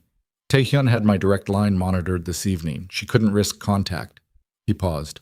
She also told me tonight that Taehyun knows about her. The car went quiet in a specific way. He knows she's been feeding you information, Fatima said. Yes. For how long has he known? She doesn't know. She found out tonight through a second-tier contact that she'd been flagged. He looked at his hands. If Taehyun knows about Ha-eun, then everything she's given me, Lim's financial situation, the external parties, all of it, Taehyun knows I have it, and he's had time to build a counter. Meaning the leverage is compromised. Meaning Lim has been warned. Meaning when I go to Lim with what I know, Lim is already prepared for that conversation. And a man who is prepared for your leverage is a man who has already decided your leverage isn't sufficient. His voice was level, completely flat, and she understood now that the flatness was not coldness. It was what happened to his voice when the thing he was feeling was too large to inflect. I'm 3 moves behind, he said. I've been 3 moves behind since before the meeting tonight. 12:01. The challenge period was open. The car pulled into the building's underground entrance, and Byun cut the engine, and the 3 of them sat in the enclosed silence of the garage with the fluorescent lights buzzing overhead and Seoul sealed away above them. Ha-eun, Fatima said. Is she safe? She's moving. She has protocols. A pause. She'll be all right. And Lim. I'll go to Lim tomorrow, even knowing he's been prepared, because the alternative is not going to Lim. He opened the car door. Sometimes you make a move that probably won't work because the only other option is not making the move. She got out. They stood in the garage, the fluorescent light buzzing between them. Min Jai. She looked at him across the roof of the car. You said you're 3 moves behind. Yes. Then stop trying to catch up on Taehyun's board. She held his gaze. He built this game. He built the rules of it, and the timeline and the structure you're now trying to operate inside. You're never going to catch up playing the game he made. He looked at her. You need a different board, she said. He was very still. What are you suggesting? I don't know your world well enough to tell you what exactly, but I know this. She put her hand flat on the cold roof of the car. Tae-hyun has been playing this for 9 years. Patient and careful, and building inside the structure because the structure is where the power lives. You've been operating the same way because that's the world you know. She held his gaze. What's outside the structure? What's the thing he's never had to account for because it's never been a factor? He looked at her for a long moment.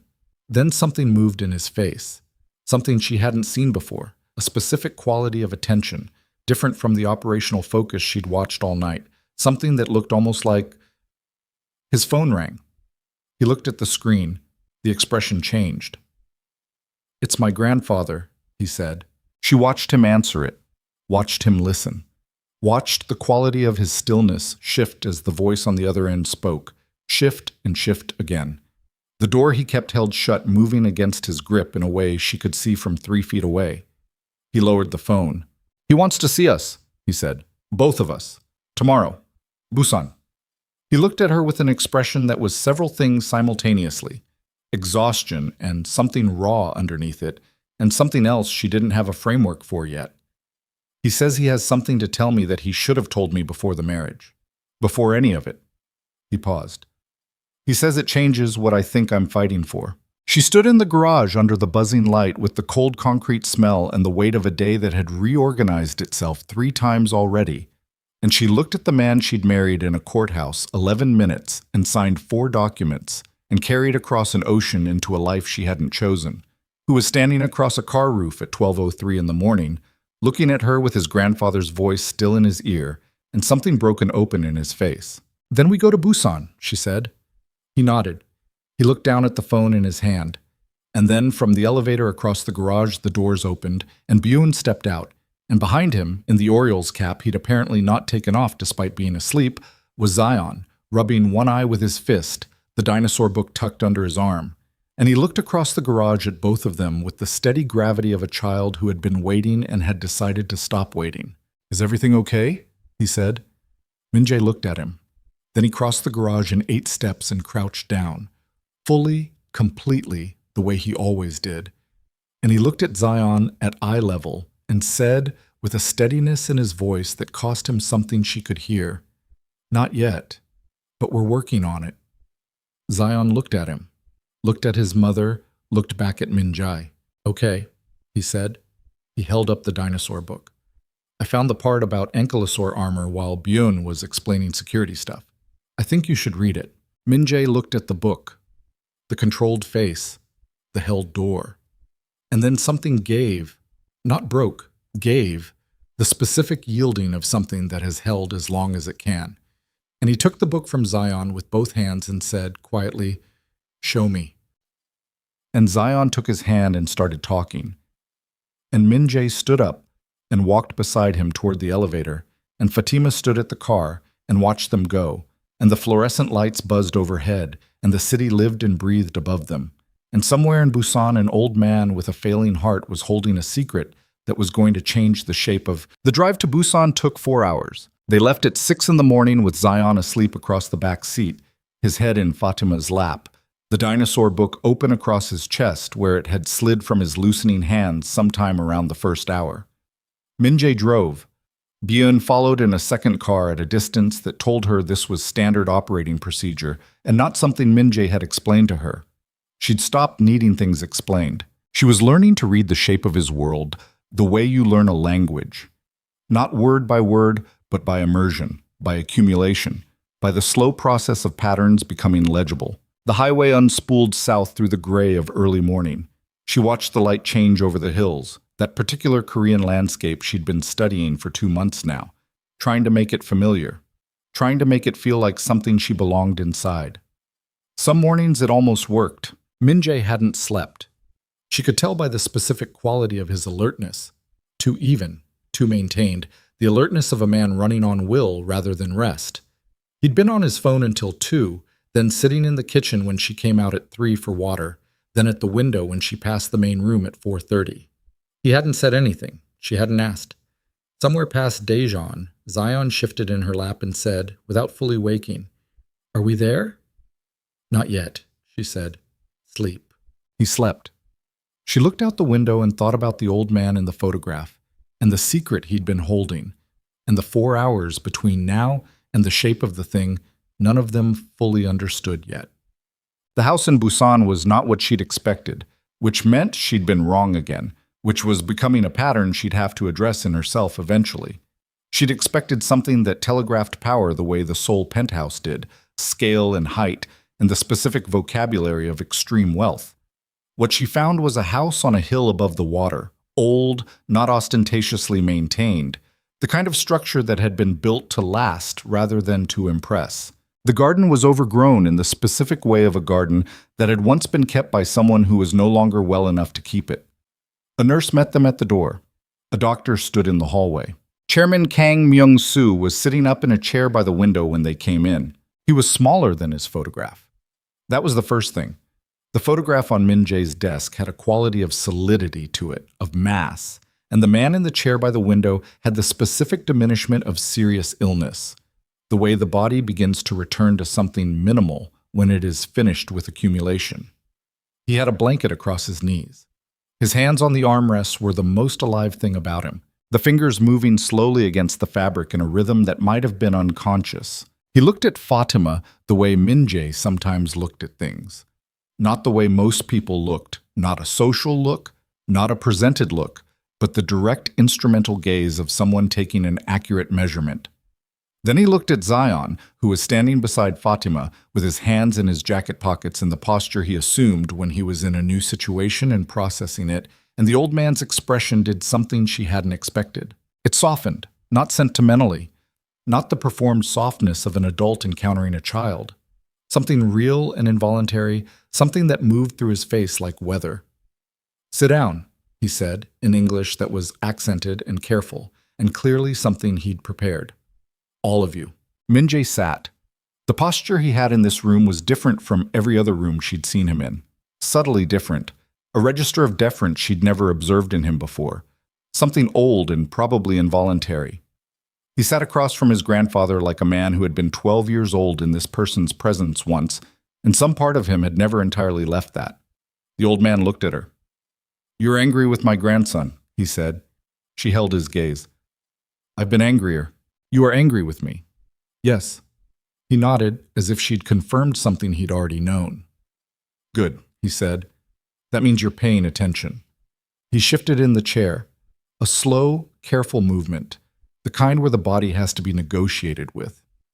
"I want to tell you what I told Minjae on the phone. And then I want to tell you what I never told him, which is more important." Minjae was very still beside her. "I chose you," the old man said, looking at Fatima. "I want to be honest about that and not apologize for it, because I believe I was right to do it, and apologies for right actions are a waste of time." A pause.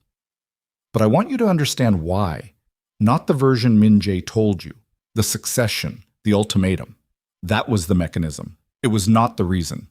He looked at his grandson.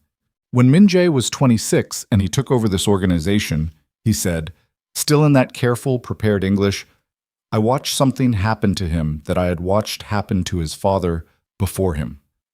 The work does it. Not immediately. Gradually. The decisions you make, one after another, all of them with real costs, all of them with blood on one side or the other. And you learn to make them faster and cleaner, and you tell yourself that getting faster and cleaner is getting better." He paused. "What you're actually doing is getting further from the part of yourself that knows the decisions cost anything at all." The room was very quiet. Outside the window, the sea was visible between the hills, gray-green and flat in the morning light. "His father became that," the old man said, "all the way. A man who made decisions and felt nothing about them afterward. I watched it happen, and I did not stop it. And that is the thing I will take with me when I go." He looked at his hands. "When I saw it starting in Minjae 5-6 years ago, it starts small. I made a decision. The organization could survive a leadership change. It had survived them before. What could not be repaired once it was complete was a man." Minjae was looking at the floor. "The woman I was looking for," the old man said to Fatima, "was not a wife. She was someone outside. Someone who had built something real from nothing, who knew what things actually cost, who could not be absorbed into this world because she already had a world of her own." He paused. "Someone who would not become part of the organization, who would remain herself inside it. That is very rare. Most people, given what you have been given, would begin to become it. You haven't." She looked at him. "You couldn't have known that from a photograph." "No," he agreed. "I couldn't. That part was hope." He looked at her steadily. "I am an old man who did an arrogant and arguably wrong thing because I could not think of another way to save my grandson. I am asking you to decide for yourself whether the outcome changes the nature of the act." Fatima sat with that. She looked at the sea through the window. She thought about the rice aisle and the plain white card, and the choice that wasn't entirely a choice, and the 6 weeks of a life that had become, against her careful management of her own expectations, something she didn't want to lose. "What's the thing you never told him?" she said. The old man looked at Minjae. Something passed between them. Not words, the older communication, the one that lives underneath words in people who have known each other across decades. "The organization," he said. "Cheongya. I want it to end." Minjae looked up. "Not collapse. Not be taken. End." The old man's hands pressed against the armrests. "I built it 60 years ago because I was 23 years old and I was hungry and I was ruthless and I didn't have another way. That was true then.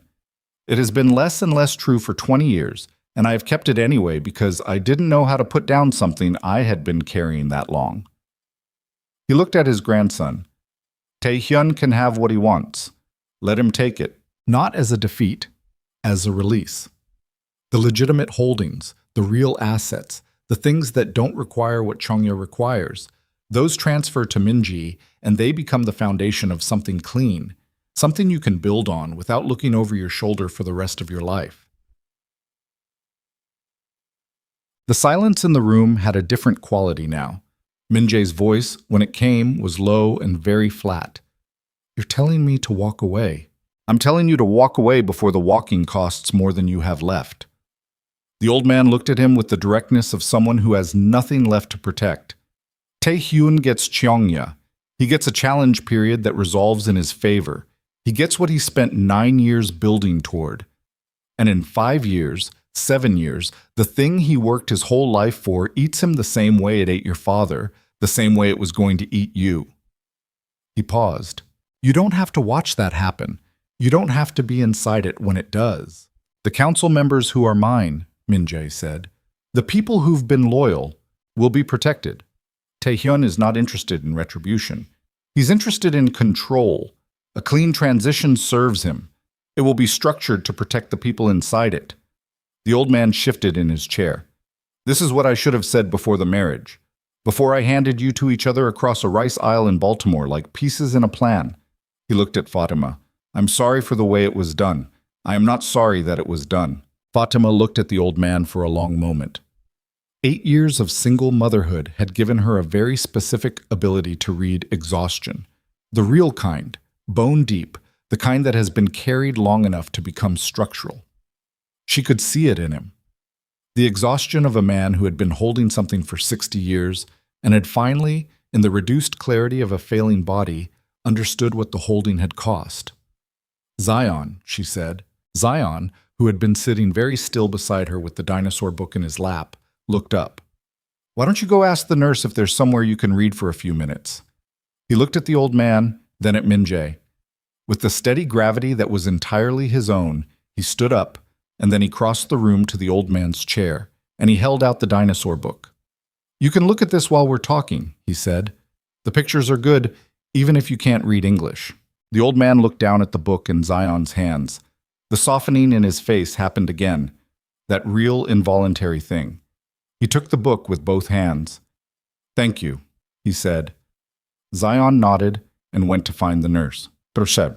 They stayed in Busan for 2 days. The first day was the conversation, the full one, the one with all the pieces on the table, Min-jae and his grandfather and Fatima sitting in that room above the sea while the light changed outside, and the nurse brought tea that went cold on the table, and Byun stood somewhere outside the door, doing whatever Byun did in the spaces between. The conversation was not clean and it was not easy. And at one point Min-jae stood up and walked to the window and stood there for a long time with his back to the room. And the old man said nothing, and Fatima said nothing. And after a while Min-jae came back and sat down. The second day was quieter. In the morning Min-jae made calls. A different quality of call than the ones she'd been overhearing for 2 months. Not the tightly controlled operational frequency, but something that had a different register. Slower, longer pauses, the sound of a man choosing words he'd never had to choose before. She didn't listen. She took Zion to the waterfront, and they walked along the harbor, and he found a cat sitting on a pier post and spent 20 minutes in solemn negotiation with it over whether it would allow itself to be touched, which it eventually did. And she stood there in the cold sea air watching her son make friends with a harbor cat in Busan. And she felt something move through her that she couldn't have named and didn't try to.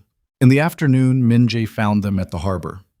He walked toward them with his hands in his pockets and his jacket open against the cold, and he looked different in some way she was still trying to locate. Not changed, not transformed in the dramatic way of stories, just shifted. A weight carried slightly differently. The way your posture changes when you've been holding a bag on one shoulder for so long, you forget you're holding it, and then you put it down. He stood beside her and looked at the water. It's done, he said. She looked at him. How?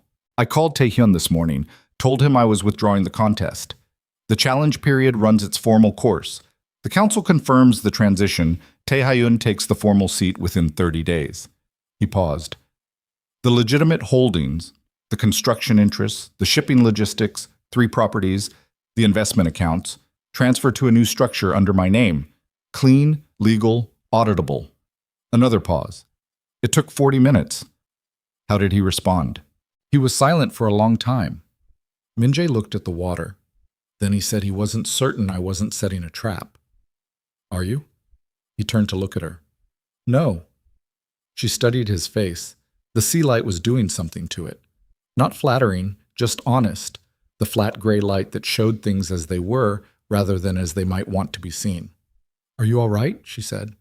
He thought about this with genuine attention rather than the reflexive fine that men like him kept ready. "I don't know yet," he said. "I know it's right. I know the other version, fighting for it, spending the next 5 years holding on to something that was going to require an increasingly terrible price. I know that version ends somewhere I don't want to be." He paused. "Whether right makes it all right is a different question." "It doesn't," she said. "Not immediately." He looked at her. "It just means you made the right call," she said. "The rest is time." Zion had discovered a second cat further down the pier and was pursuing it with diplomatic patience. Min-jae watched him. "The year is almost up," he said. She went still. "The contract. 11 months. He kept his eyes on Zion.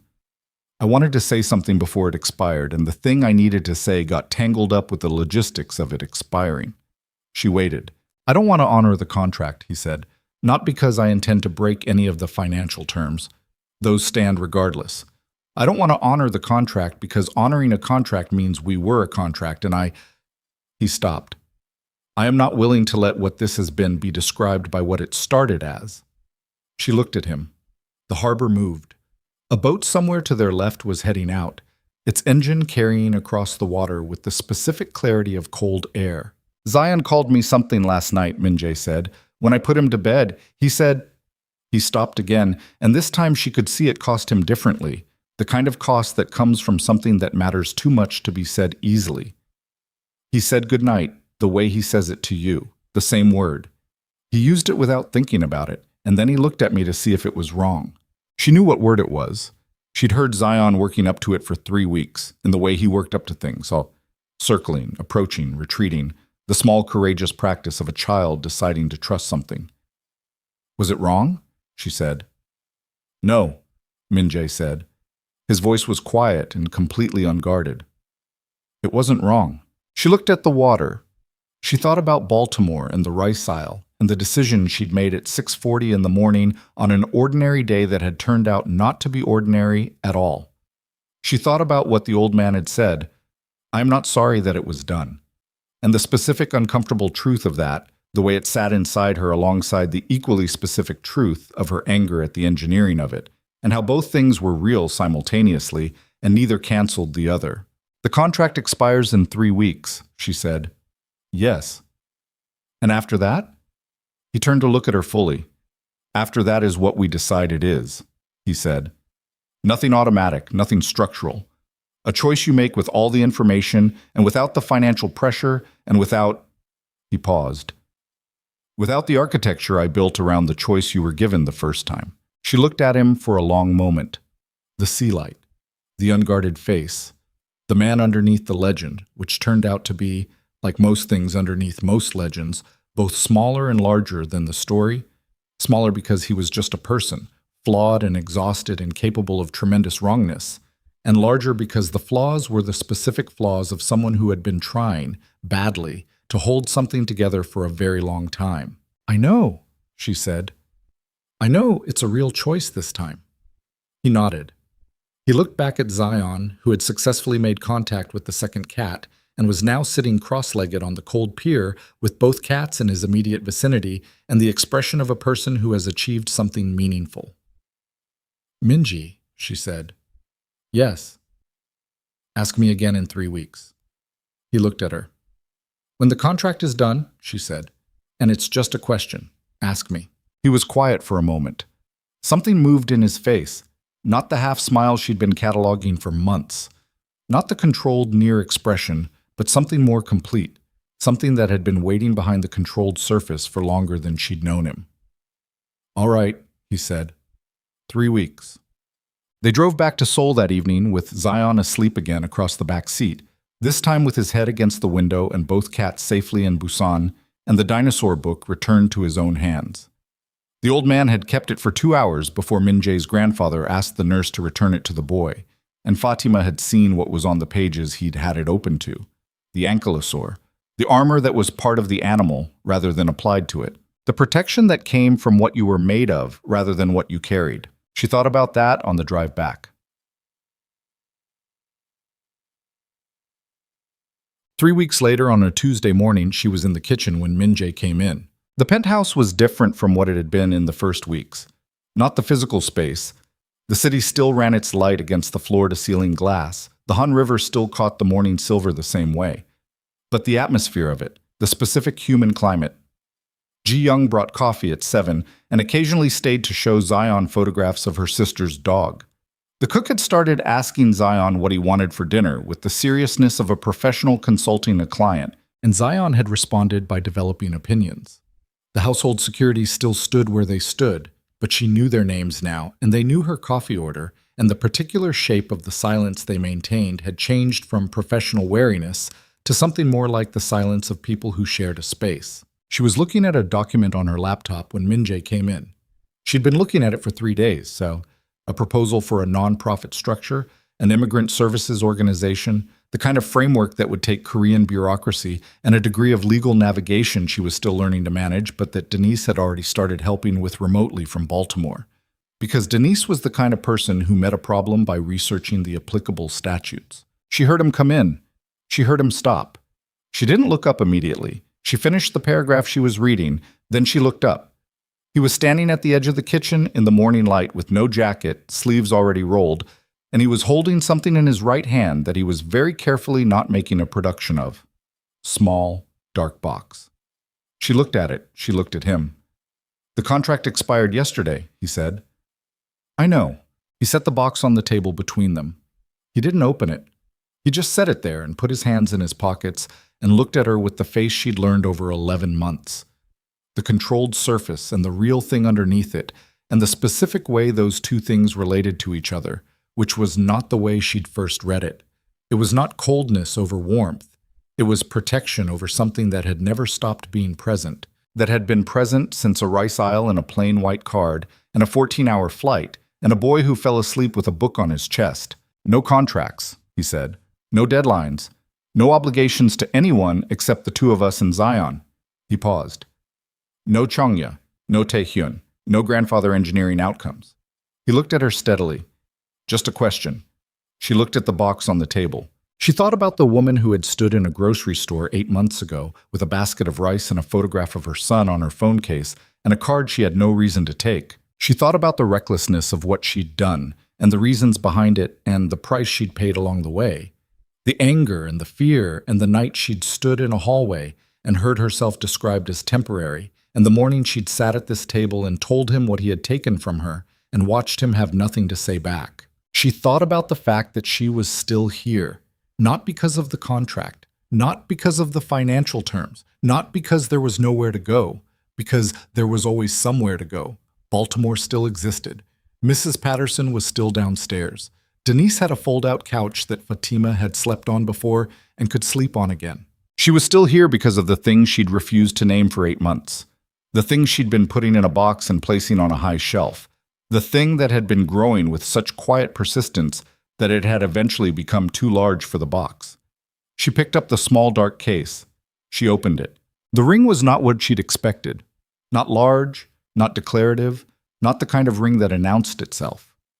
Simple. A single dark stone, understated. The kind of thing chosen by someone who had thought about the specific person rather than the general idea of a ring. She looked up at him. "Yes," she said. He looked at her. Not with relief. Relief was for men who doubted. He looked at her with the expression of a man who had made a choice 6 months ago, 3 months ago, probably in the first weeks in ways he'd refused to acknowledge to himself, and was watching that choice arrive at its natural destination. He crossed the kitchen. He took the ring from the box in her hand and he put it on and it fit, which shouldn't have surprised her but did anyway. His hand closed around hers for a moment. "Zion's going to ask if this means he can get a dog," she said. Something moved at the corner of his mouth. The full version, the one she'd been watching arrive in increments since a museum in Seoul, and a boy reaching for a hand. Not a slight shift, not an almost. An actual smile, small and real and entirely his own. "Probably," he said. But the months that followed were not a different kind of life. That was what she understood eventually. Not that the hard things went away, but that the shape of them changed, the way the same weight feels different when you're carrying it with both hands instead of one. The nonprofit took 18 months to get operational. The Korean bureaucracy was, as predicted, an education in patience that she did not always pass. Denise flew over for 3 weeks in the spring, and they sat at the kitchen table until midnight, 3 nights in a row, going through structural documents and arguing the way they'd been arguing since Howard University, which was loudly and with great precision and without any permanent injury. Min Jae built the legitimate business structure from the Cheongya assets, with the methodical care of a man who understood that the thing he was building was going to have to withstand scrutiny in a way the previous structure never had to. And this turned out to require more time and more patience and more legal architecture than either of them had initially estimated. He worked long hours. He came home for dinner. He rinsed his coffee cups and also sometimes left them on the counter. And she had stopped noting which he did because the fact of him being in the kitchen at all had long since ceased to register as something to catalog. Taehyun took Cheongya and spent 3 years consolidating it, and then spent 2 more years managing the cascading consequences of having what he'd wanted, which was exactly what the old man had predicted, which Fatima noted privately and did not say aloud because saying it aloud would have served nothing except the petty satisfaction of being right. And she had enough to be satisfied about without that. Chairman Kang Myung-soo lived 14 months after Busan. He died on a morning in autumn in the house above the sea, and Min Jae was there, and Fatima was there, and Zion sat outside in the overgrown garden with the harbor visible below and named every dinosaur he could think of in order of time period, which was how he processed things that were too large to process in words, and no one asked him to stop. Zion grew. He grew the way children grow when they are allowed to, which is in all directions simultaneously, upward in the obvious way, and outward in all the ways that mattered, the language and the friendships and the specific confidence of a child who had been carried across an ocean and discovered that the ground on the other side could hold him too. He spoke Korean with an accent that his classmates found endearing and that Min Jae corrected with patient precision in the evenings over dinner. He kept asking about the dog. They eventually got the dog. It was small and had very large ears, and Zion named it without consulting anyone, and the name he chose was Ankylosaur, which everyone shortened to Anki, and it was the dog that greeted Min Jae at the door every evening with an enthusiasm that Min Jae received with the specific dignified pleasure of a man who had decided that some things were beneath his level of control, and he was not interested in changing them. On a spring morning 2 years after the kitchen and the ring, Fatima stood at the floor-to-ceiling windows with her coffee and looked out at the Han River doing what it always did, catching the light, moving everything that fell into it toward somewhere else, and she felt the particular texture of a life that had been built, rather than inherited, the specific weight and warmth of something you had made with your own hands out of improbable materials. She heard Min Jae in the kitchen behind her, the sound of the coffee machine, the specific domestic geography of a morning she knew. She heard Zion's door, his footsteps, his voice asking something about breakfast before he'd fully arrived in the room, the question preceding him like a calling card. She heard Min Jae's answer, low, direct, the patient tone he reserved for Zion that was different from every other tone he used for every other thing, that had been different since a museum and a skeletal hand extended and a child reaching up without ceremony. She turned around. The kitchen was ordinary. Morning light, coffee smell, Zion climbing onto the counter stool and reaching for the cereal without waiting to be invited, Enki circling his stool with the hope of something falling. Min Jae at the counter. The apartment arranging itself around the morning the way the apartment had been arranging itself around their mornings for 2 years now. She looked at it and felt its specific weight. A black woman from Baltimore who had once stood in a grocery store with nothing but a basket and a reckless impulse. A Korean man who had spent decades becoming something his grandfather feared and had eventually, at considerable cost, decided to become something else instead. A boy who had crossed an ocean in his Orioles cap with his dinosaur books and made friends with every member of a household staff and a harbor cat and a council member's guard dog, and had eventually, without ceremony, in the dark of a Busan evening, said a word that meant everything. The city outside was doing what cities do, living indifferently and enormously, carrying its millions of separate lives through another ordinary morning. The river caught the light the same way it always did. Fatima walked into the kitchen. Move over, she said to Zion. She reached past him for the coffee Minjae had already poured for her, the right amount, the right temperature, without being asked. Zion moved over. He was telling Minjae something about cereal. Minjae was listening with the focused attention he gave to everything Zion considered worth explaining. She stood between them and drank her coffee, and the morning did what mornings do. It continued. That was enough. That was, she thought, exactly enough.